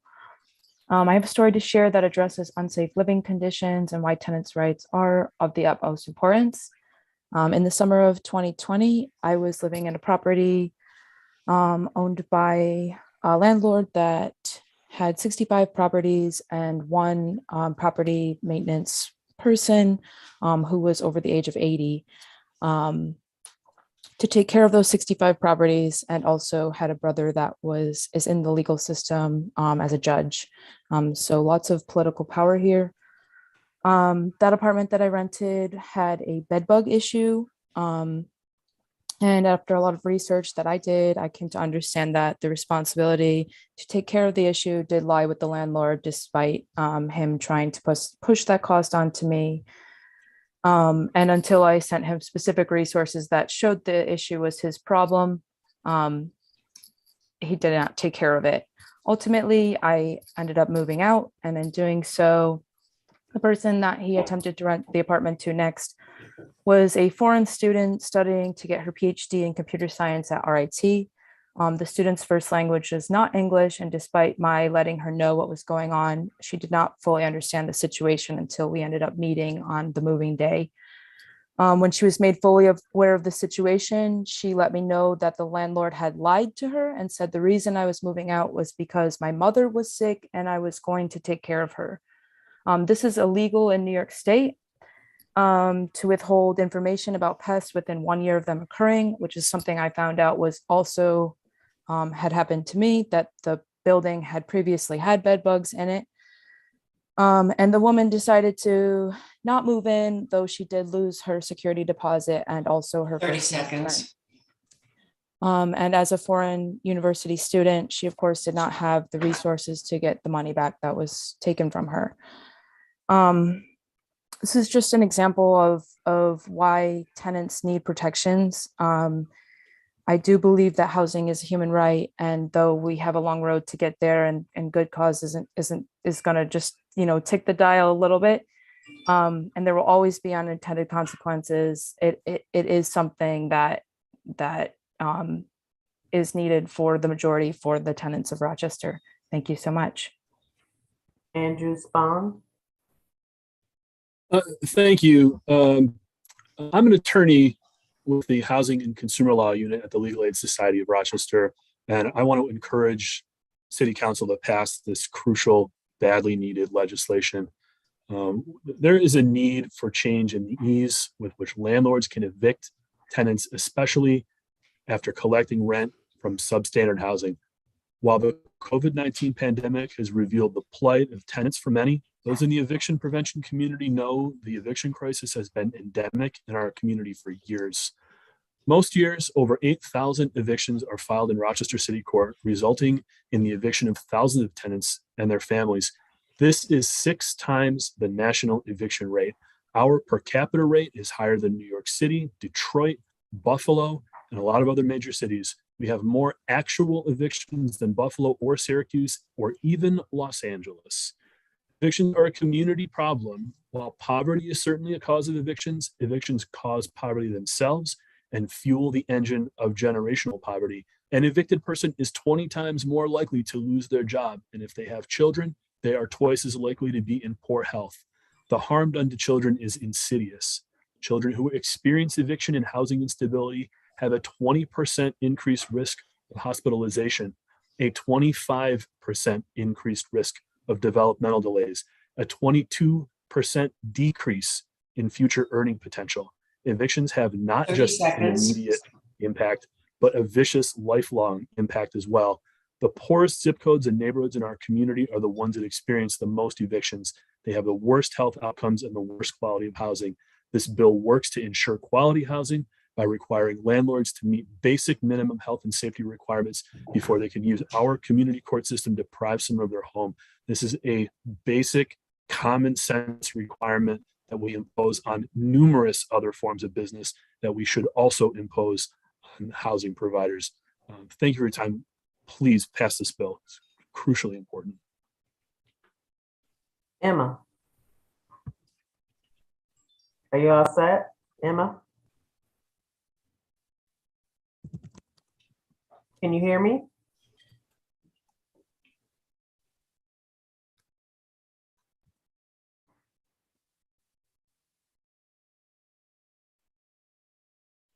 Is Ryan on? Ryan?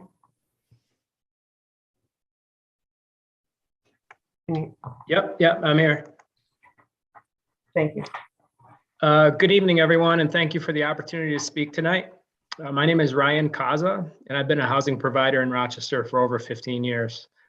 I'm speaking tonight to encourage the council to oppose Intro 94. This is not a mutually beneficial solution and unfairly entitles tenants to take advantage of housing providers. Intro 94 will make the housing problem worse by reducing the availability of affordable housing and killing new investment. Housing providers will increase screening requirements for existing properties, make them more difficult to obtain. I've seen this directly myself with some of the past legislation that's come about in the last few years from New York State. And new investment will automatically migrate to other geographic locations or alternatives which carry lower risk. I can tell you for certain that that's what every housing provider in Rochester is thinking about this right now. The certificate of occupancy compliance does not correlate with habitability. While we agree with code compliance, C of O and habitability are not the same and should not be treated as such. The court already looks into code violations and C of O status before making a determination on eviction, but those should definitely be two separate things. As housing providers, we understand that good residents are our livelihood, and we want to take great care of them. As part of that, we need the ability to resolve issues as quickly and efficiently as possible.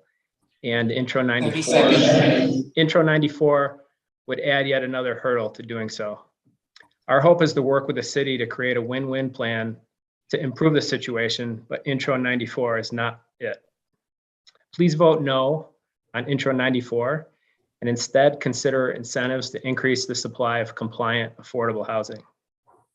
Thank you much for your time and your service to the city.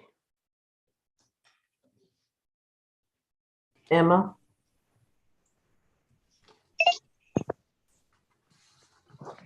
Hi. Hello. Thank you. So I am calling on City Council to vote yes on Intro 94. This is not an anti-landlord bill. This is an anti-slumlord bill. Not all landlords are slumlords. There are good ones. I've had one in the city of Rochester. His name is Walter Scott, and he would keep his property well maintained.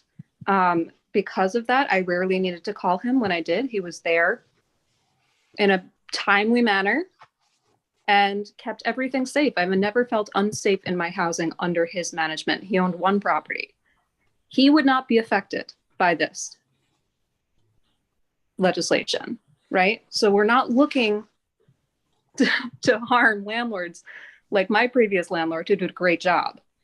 We're looking to make sure that families have safe housing, not housing where, you know, there's wires exposed and they're afraid to call the landlord because they will get evicted. Instead of having their homes repaired, we have families that are getting evicted from these homes when they should be getting repairs done. It's absolutely insane. And there's been some comments made around whether this is good legislation or if this is going to do what it needs to do. And what we've seen, what Princeton University put together the good cause. Sorry, let me not misquote myself here. What exactly it is called. Princeton University compiled the first national database on evictions and on kind of the after effects of 30 seconds. What they found, looking at the after effects of cities that passed good cause. What we're asking City Council to vote yes on tonight was lower crime rates, more stable, safe communities. Okay, when cities didn't pass this, crime rates continue to rise, communities continue to become more unstable. This is a good investment for our citizens, and this is an anti-slumlord bill, not an anti-landlord bill. Thank you. Mary? Good evening. I'm Mary D'Alessandro. It seems to me, can you hear me? Yes, we can. Okay. It seems to me that these three council members found out that the city doesn't qualify for rent control. So they are trying to implement rent control by calling it something else. After reading Intro 94, I would bet it had not gone to corporate counsel for review. The three authors appear a little out of their league. I guarantee there are enough housing providers who have enough money at stake and owner occupants that want safe street for their children that if this becomes a local law, it will be fiercely challenged in every single court if need be. The permissible causes for eviction are written in New York State's real property actions and proceeding laws. A municipality cannot legislate out of that law. The city cannot enact a law that allows it to throw tenants out when the state says they can't be thrown out. So too, the city cannot pass a law that says a tenant who can be evicted under state law can't be evicted under local law. Just when you denied my son a business permit for his bar because of zoning, he had a state liquor license. And after I filed a lawsuit, corporate counsel quickly realized zoning cannot control a state liquor license. Legislation was changed, permit granted, and the lawsuit withdrawn. You dodged a huge check on that one. How about when Judge Frazee found as much? 30 seconds. Looking at the point system, the city wrote a huge check for that. I hope you understand that this will cause reduction of quality low-income housing, increased abandoned properties, and rent will be raised again to disqualify those that are in the most need. Is that what you want? I think the city is trying to prevent that. We are people providing the housing. We are telling you what will happen. We told you the Tenant Protection Act would increase rents. Rents are the highest they've ever been. That's your time, Mary. You didn't listen. Ryan Aco. Hello, can you hear me? Yes. Hi, my name is Ryan, and I'm speaking in favor of the eviction reduction law. I'm doing so not just because I believe housing is a human right, but just because I don't know how many people have been to Rochester City Court, but the majority of people being evicted every day are moms with kids. And I guess I don't understand how we think that there's some possibility that we're going to reduce poverty, we're going to reduce violence, we're going to make the community better if the city is prepared to post-pandemic mass evict our moms. I see zero possibility if that's how we're going to treat the backbone of our community. Now, some people say, well, it's really well-intentioned. People want to advocate and help people, and that's good, but it's unconstitutional. And there's these unintended consequences. And I could understand how some of those arguments could be persuasive, right? If one arrived from Mars yesterday. The problem with those arguments is we have 75 years of tenant protections in New York and all over the country, legal precedent and research. And there is no research that supports the unintended consequences argument that somehow having basic tenant protections like good cause will decrease the quality of housing, that will decrease the availability of housing, right? 30 seconds. Thank you. So I'm really urging people not to give in to scare tactics. This is really just about supporting our community, stabilizing our community. That's all this is, right? So I urge all city council members to vote yes. Please, on Tuesday, please do not become complicit in the mass eviction crisis in our community. Please do not become complicit in evicting the backbones of our community. Thank you. Okay, looks like Dan Head is still connecting. Do you have anybody that's connected? Marty's still connecting.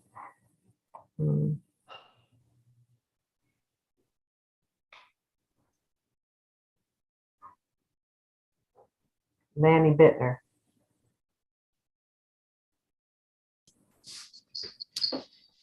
Good evening. I'm Lainey Bittner. I'm the 2022 president of the Greater Rochester Association of Realtors. We believe that access to safe, affordable housing for all residents is essential to the health and well-being of our community. Access to housing of all types and price ranges is foundational and is an issue that our members are passionate about. Community is best served by having a stable housing market, including rented and owner-occupied options. It is our belief that responsible housing providers and responsible residents play an important role in creating such a market, and their role should not be minimized or negatively impacted by public policy. It is integral that there is a restoration of accountability and rights for both landlords and residents. The proposed good cause eviction legislation creates several areas of concern for the health and stability of the Rochester housing market. While we are supportive of efforts to hold landlords who do not maintain their property in compliance with city code accountable, there is concern that implementing this law would have a large negative impact on the housing providers who are maintaining their properties.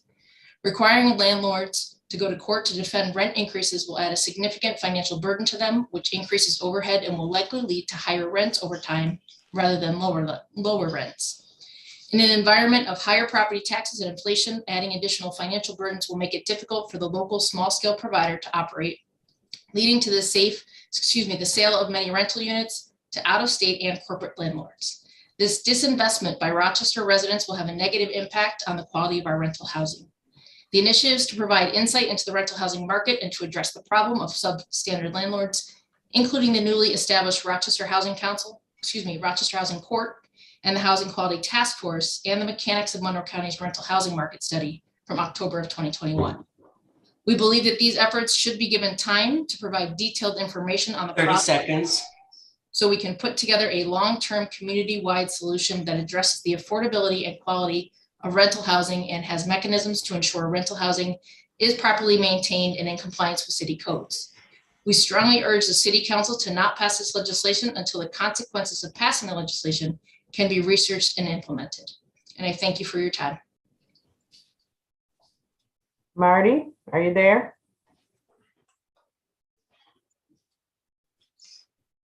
Can you hear me, Marty?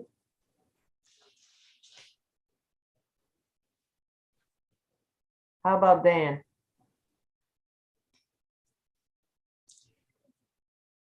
Can you hear me, Dan?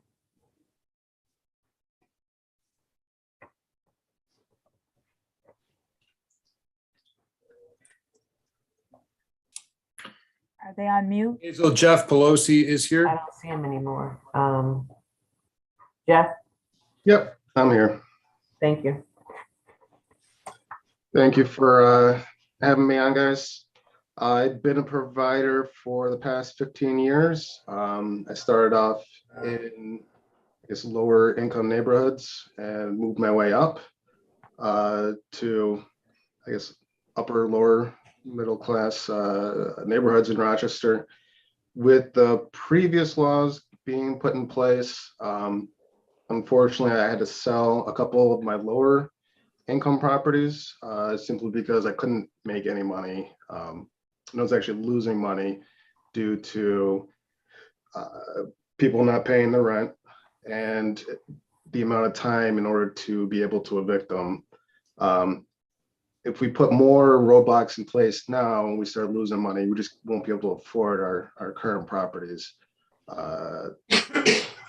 Wouldn't stop us from investing. It would just stop us from investing in Rochester itself. We would move to the suburbs, which would make providers a lot worse in Rochester. All my tenants, I think most of my tenants in Rochester have been with me for the past 5 or 6 years. They love staying here. I have not increased my rent at all for the past 2 years, but my property taxes and mortgage and all that stuff has gone up simply because of COVID. That's the right thing not to, the right thing to do. So I will be 30 increasing seconds. coming up soon in order for inflation and all that stuff, which will be slightly more than 5%. But it's to make up for not increasing in the past 2 years and losing money. We also have to take into consideration fixing the properties, property management, mowing the lawns, paying the water and all that stuff. And we don't really make a lot of money on the service. So if we have to keep a bad tenant in there for longer, then we will start losing money and we'll have to sell the properties. Thank you, Jeff. That's your time. I appreciate it. Marty? You're on mute. Can you hear me? Yes. All right, thanks. That was tough. You're welcome. All right, well, I appreciate everyone giving the chance to talk. I can say that I believe wholeheartedly that housing is a human right. And I've been a landlord in Rochester since 2015. And what's happening is, unfortunately, I think that we're in a really tough time with what's happening with like good cause. I think we really have to oppose the good cause eviction, the interim 94. I think if you look at what's happening with the C of Os, I totally get it. I think people need a C of O, but I just bought a property, a 3-unit, it didn't have a C of O on it. And unfortunately, I'm going to have to do a lot of work to the property, and I can't wait to do that, to make it nice. But if I'm not able to end a lease with somebody because they're dealing drugs, known to the other tenant, and now my good tenant who I just placed is leaving because of it, I'm in a really tough situation where now I know why the person sold it, and now I'm probably going to sell it. And so it's just, this is going to depress property values. It's going to reduce tax revenue, and it's going to invite slumlords. I'll tell you this, the city sees this.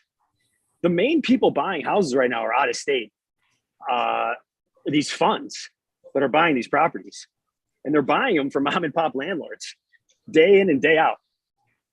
And if we're going to just have more and more out-of-state investors buying these properties, it's going to happen just like what happened 30 seconds. 4 or 5 years ago, when those out of country investors were buying the properties and then weren't doing anything to the property, and then they would become vacant, and then a zombie house, and then they're demoed. And good law-abiding property owners, property managers, we have no tools to handle problematic residents who wish to prevent an eviction by the means of preventing the C of O. As a result, these owners and managers will only operate in areas of the city which pose the lowest risk. And it's really easy to own a property in Park Ave. It's very difficult to own in Joseph Ave. So I hope you oppose this law, and I appreciate your time. Thank you. Ellen Davidson. Good evening. My name is Ellen Davidson. I'm a staff attorney at the Legal Aid Society. I'm a housing attorney, but because of the type of law I practice, I'm involved with a lot of cases in which the issue of whether laws are preempted or whether they're constitutional are at issue in my cases. And I have come here to talk today about the 3 issues that I've heard raised about whether or not this law would be valid, which is preemption, due process, and contracts clause. I agree with Robert Mckee and the memo that I think you've seen from the city of Beacon, that state law does not preempt this law. In fact, real property is where you as a locality have your strongest power. As for the contracts clause, you'd not be surprised to learn that there are 5 separate landlord groups who have sued the Housing Stability and Tenant Protection Act, making those same claims. And judges have already ruled on that claim, dismissing that because quite simply, a good cause eviction law and laws like the rent stabilization laws don't actually impact the contracts clause. There's a huge number of cases and precedent which show that. And then as for whether or not 30 seconds. This violates the landlord's due process, not sure if the concern is substantive or procedural due process, but either way, what we learn from the courts is they give great deference to legislative bodies such as yours, who weigh what their communities need and what is in the best interest for their communities. And what you see in these cases which claim that passing laws that protect tenants violate landlord's due process is that they are very easily and quickly dismissed. Because simply put, good cause eviction does not violate landlord's due process rights. I'm happy always to have more conversations about laws, whether they're valid or not, at any time. And I do hope you pass this law. And if you do, I am fully confident it will be upheld in court. Thank you. Andy is still connecting. So is Peter. Is there anyone ready in the waiting room?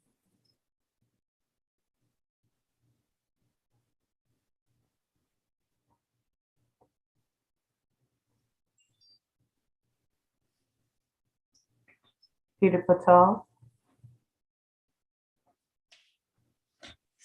Peter? Yep, can you hear me? Yes. Yes. All right, thank you very much for your time. I chimed in to oppose this proposal. I've been a landlord for 13 years. My family's been in the business for probably over 40. I feel I'm very lucky. I've got a lot of great tenants. I've cultivated great relationships with them, and I try and do the best I can. And it's done well for me and my family. I've heard a lot of statistics and studies discussed regarding the benefits of the good cause eviction. However, I feel while they do have correlation, I feel they often lack causality. I agree this law won't create lifelong tenants. but it will create avenues for bad tenants to make it much more difficult for landlords to remove them in order to protect their investment, protect the other tenants that might be in the building, protect the neighborhood, and protect their ability to pay their own bills. There's been a lot of landlords that have made some great points and great statements, and I wholeheartedly agree with them as far as what I think this will do for the community. So I hope you listen to us and hear that, you know, we are genuinely concerned and we genuinely 30 seconds. want to support landlords. So please vote against it. And thank you so much for your time and all your hard work. Andy? You're on mute, Andy. You're on mute. Nope. Got me? Yes. Okay. Hey, good evening. I'm Andy Opar, a city housing provider for 30 years. I don't wear a black hat and twirl my mustache plotting how to exploit and oppress tenants. I'm just a small business owner struggling to get by after the trauma of 2 years of moratoriums that let many tenants skip paying rent for 2 years. Intro 94's cover page says it'll end the crisis of landlords evicting responsible paying tenants without cause and with little notice. Well, landlords are not evicting responsible paying tenants. We are desperately trying to find responsible paying tenants. Landlord tenant court's caseload is 95 to 99% non-payment cases. Right at the start, Intro 94 sets up a phony straw man as its core premise. Intro 94 says it will prevent uninhabitable living conditions by blocking a housing provider from removing a problem tenant if the renewal C of O is not complete. But that protection already exists. City Court has long applied the warranty of habitability standard to landlord-tenant cases. And the Tenant Protection Act of 2019 already protects tenants who file complaints about property conditions.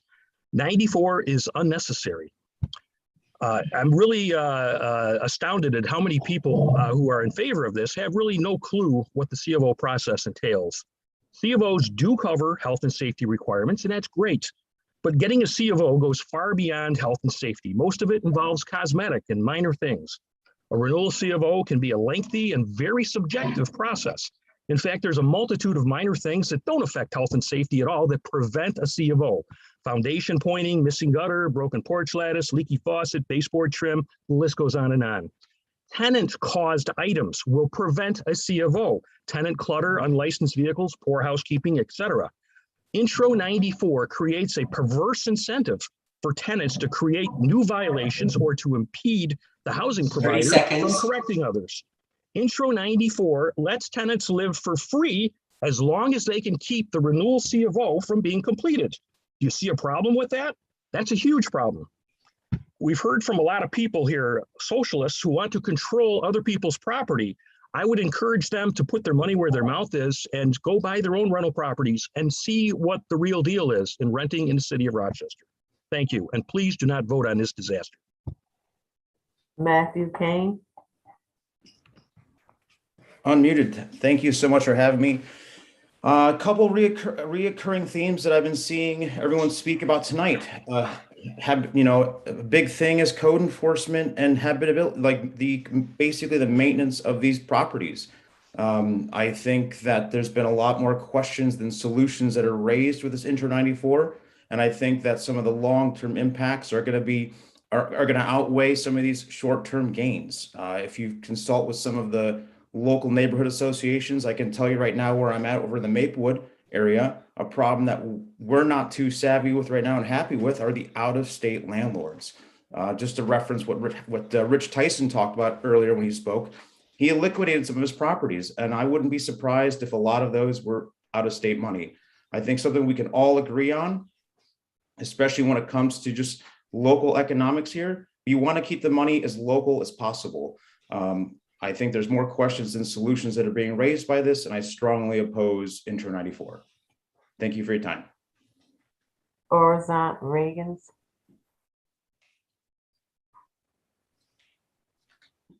Orzant. I'm here. My name is Orzant Reagans. I am a resident of the Councilman Palos District. I have been evicted and homeless. Eviction is the #1 cause of homelessness. I live in a place where there is mold and so many other issues.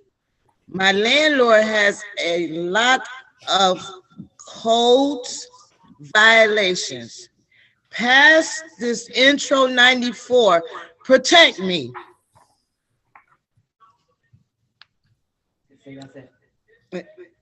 Thank you for having me. Joe Nesmith LaSure.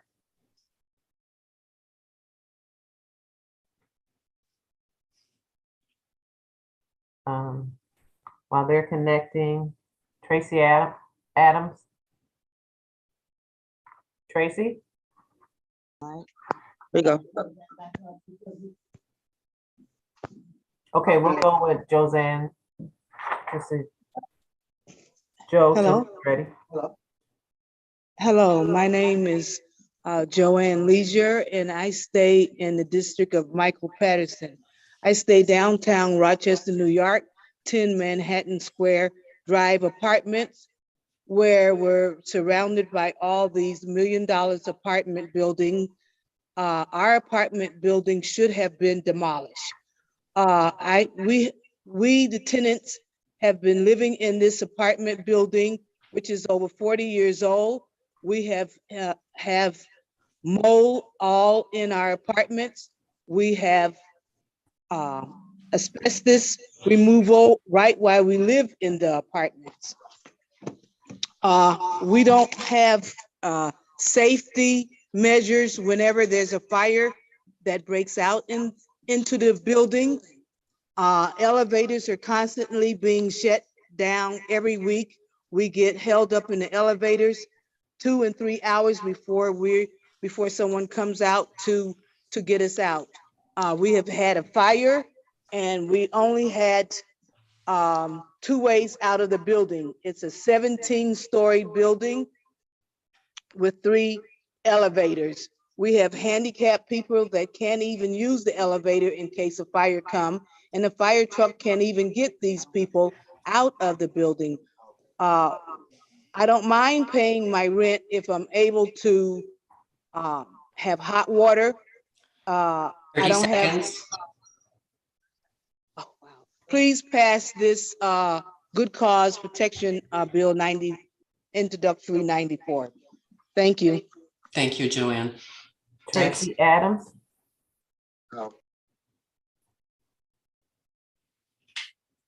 Tracy, you're on mute. Thank you. I'm sorry. Good evening and good evening, everyone. My name is Tracy Adams.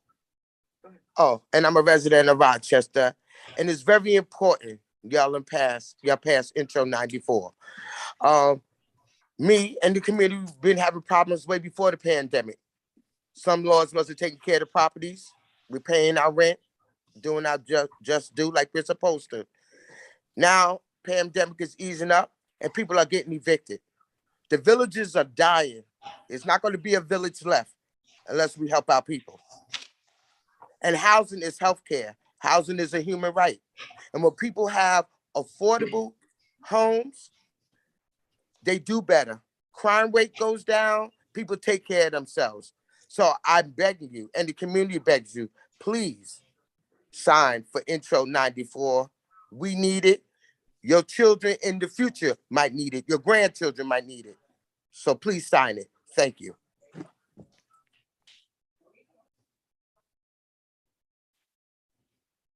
Okay. What else we have in here? City? Are you there?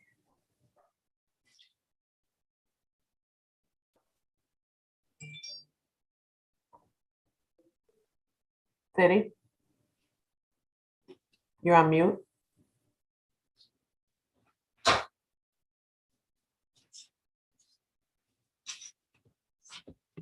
Can you hear me? You're on mute.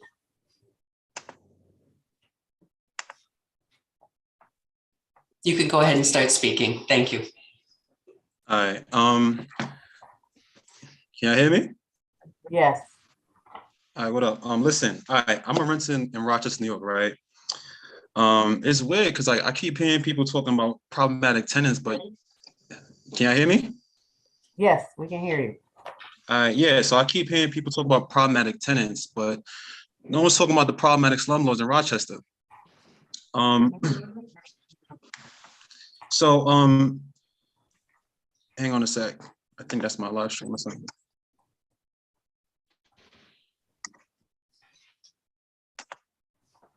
All right, so I had a friend who was living on Field Street off of Monroe Avenue. They were living with 4 other students. 2 of my friends were living with 4 other students on Field Street. The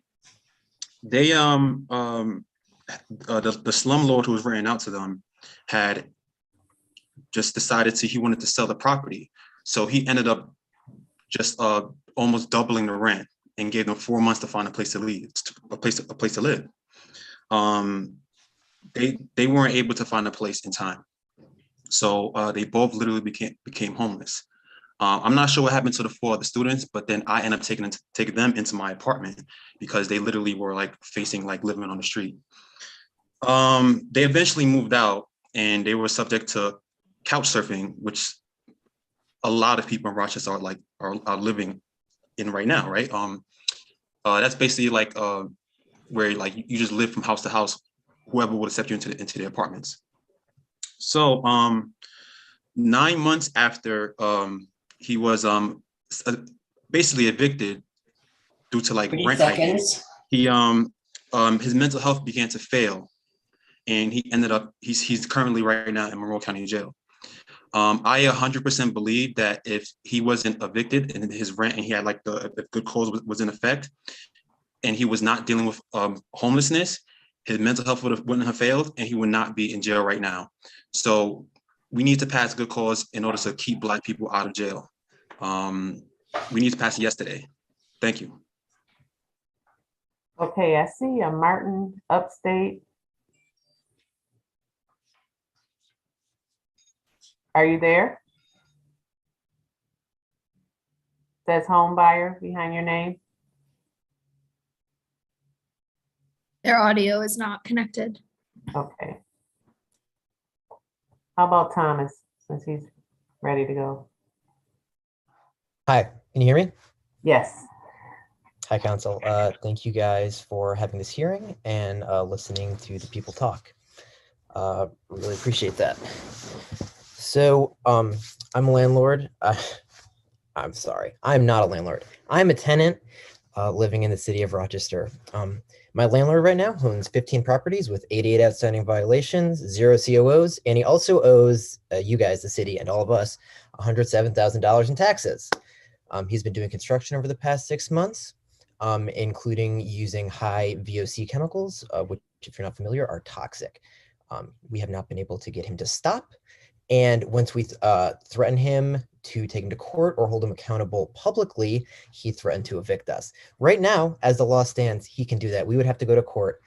We don't have a lot of money. He's a millionaire. He's going to get a better lawyer than us. We all know how these things work. Point being, this law is not only protecting tenants, but it's protecting the reputation of landlords that treat their tenants well.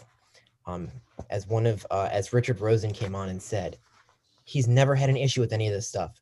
The COO, that's old news. We've always needed a COO. This is just enforcing it. Good cause evictions. If somebody's not paying rent, that's a good cause. If somebody's doing something illegal, that's a good cause. There's a lot of fear mongering going on that these landlords are saying, and I like know you guys, and I really trust that you're going to read the law and what it is, and that it's not what a lot of these people are making it out to be. It's a lot simpler. Like somebody said, it's 2 pages. There's no like cap on the rent hikes. There's no like you can live there forever. There's a bunch of crap that's being said right now by these people because they're worried about their profits. And that really brings me to my last point, is there's about 200,000 people in the city of Rochester. Over 60% of them are renters. Most of the landlords do not live in this city. You guys represent the city. It seems like an easy choice to me that you would side with the tenants in the 30 people of the seconds. city when it comes to this law. You wouldn't side with the people who are looking to make a quick buck or make their lives easier. You would side with the people who are trying to make ends meet, the people that are struggling, the people that are going to be thrown out on the street, the people that are being poisoned in their own homes, the people living with mold and infestations, not the people who just see houses as an investment, as a place to earn money, but people who see a place to raise a family, to love people, and live their life. Thank you. Kathy? Can you state your last name for the record? Well, actually, I'm using my wife's computer, so I showed up as Kathy. I'm Tim Johnston. Tim Johnson? Okay, thank you. And actually, I'm glad that I got put towards the end of the list because I missed my first call. I grew up in the city of Rochester, and I'm probably a 30+ year property owner and manager. I do all my own work. I'm a small business. And I'm glad I came into the end of this, listening to everybody's conversations. And it seems like a common thread is compliance, complaints of C of O, complaints of landlords not following the rules, not taking care of their properties. I think I've done a pretty good job my whole life. I've had problems when I've gone out of compliance, and I make repairs and I make the properties right. I've had good tenants. I still have good tenants. I have some bad tenants. I've had bad tenants. My problem with this rule is that I do think it will add another layer to the process, one that the judicial system already is kind of struggling with a lot of processes now.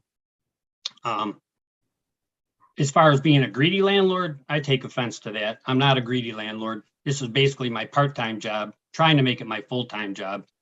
The rent moratorium for the pandemic caused serious problems for so many people, me included, changed my trajectory. A lot of the properties I purchased from out-of-state owners.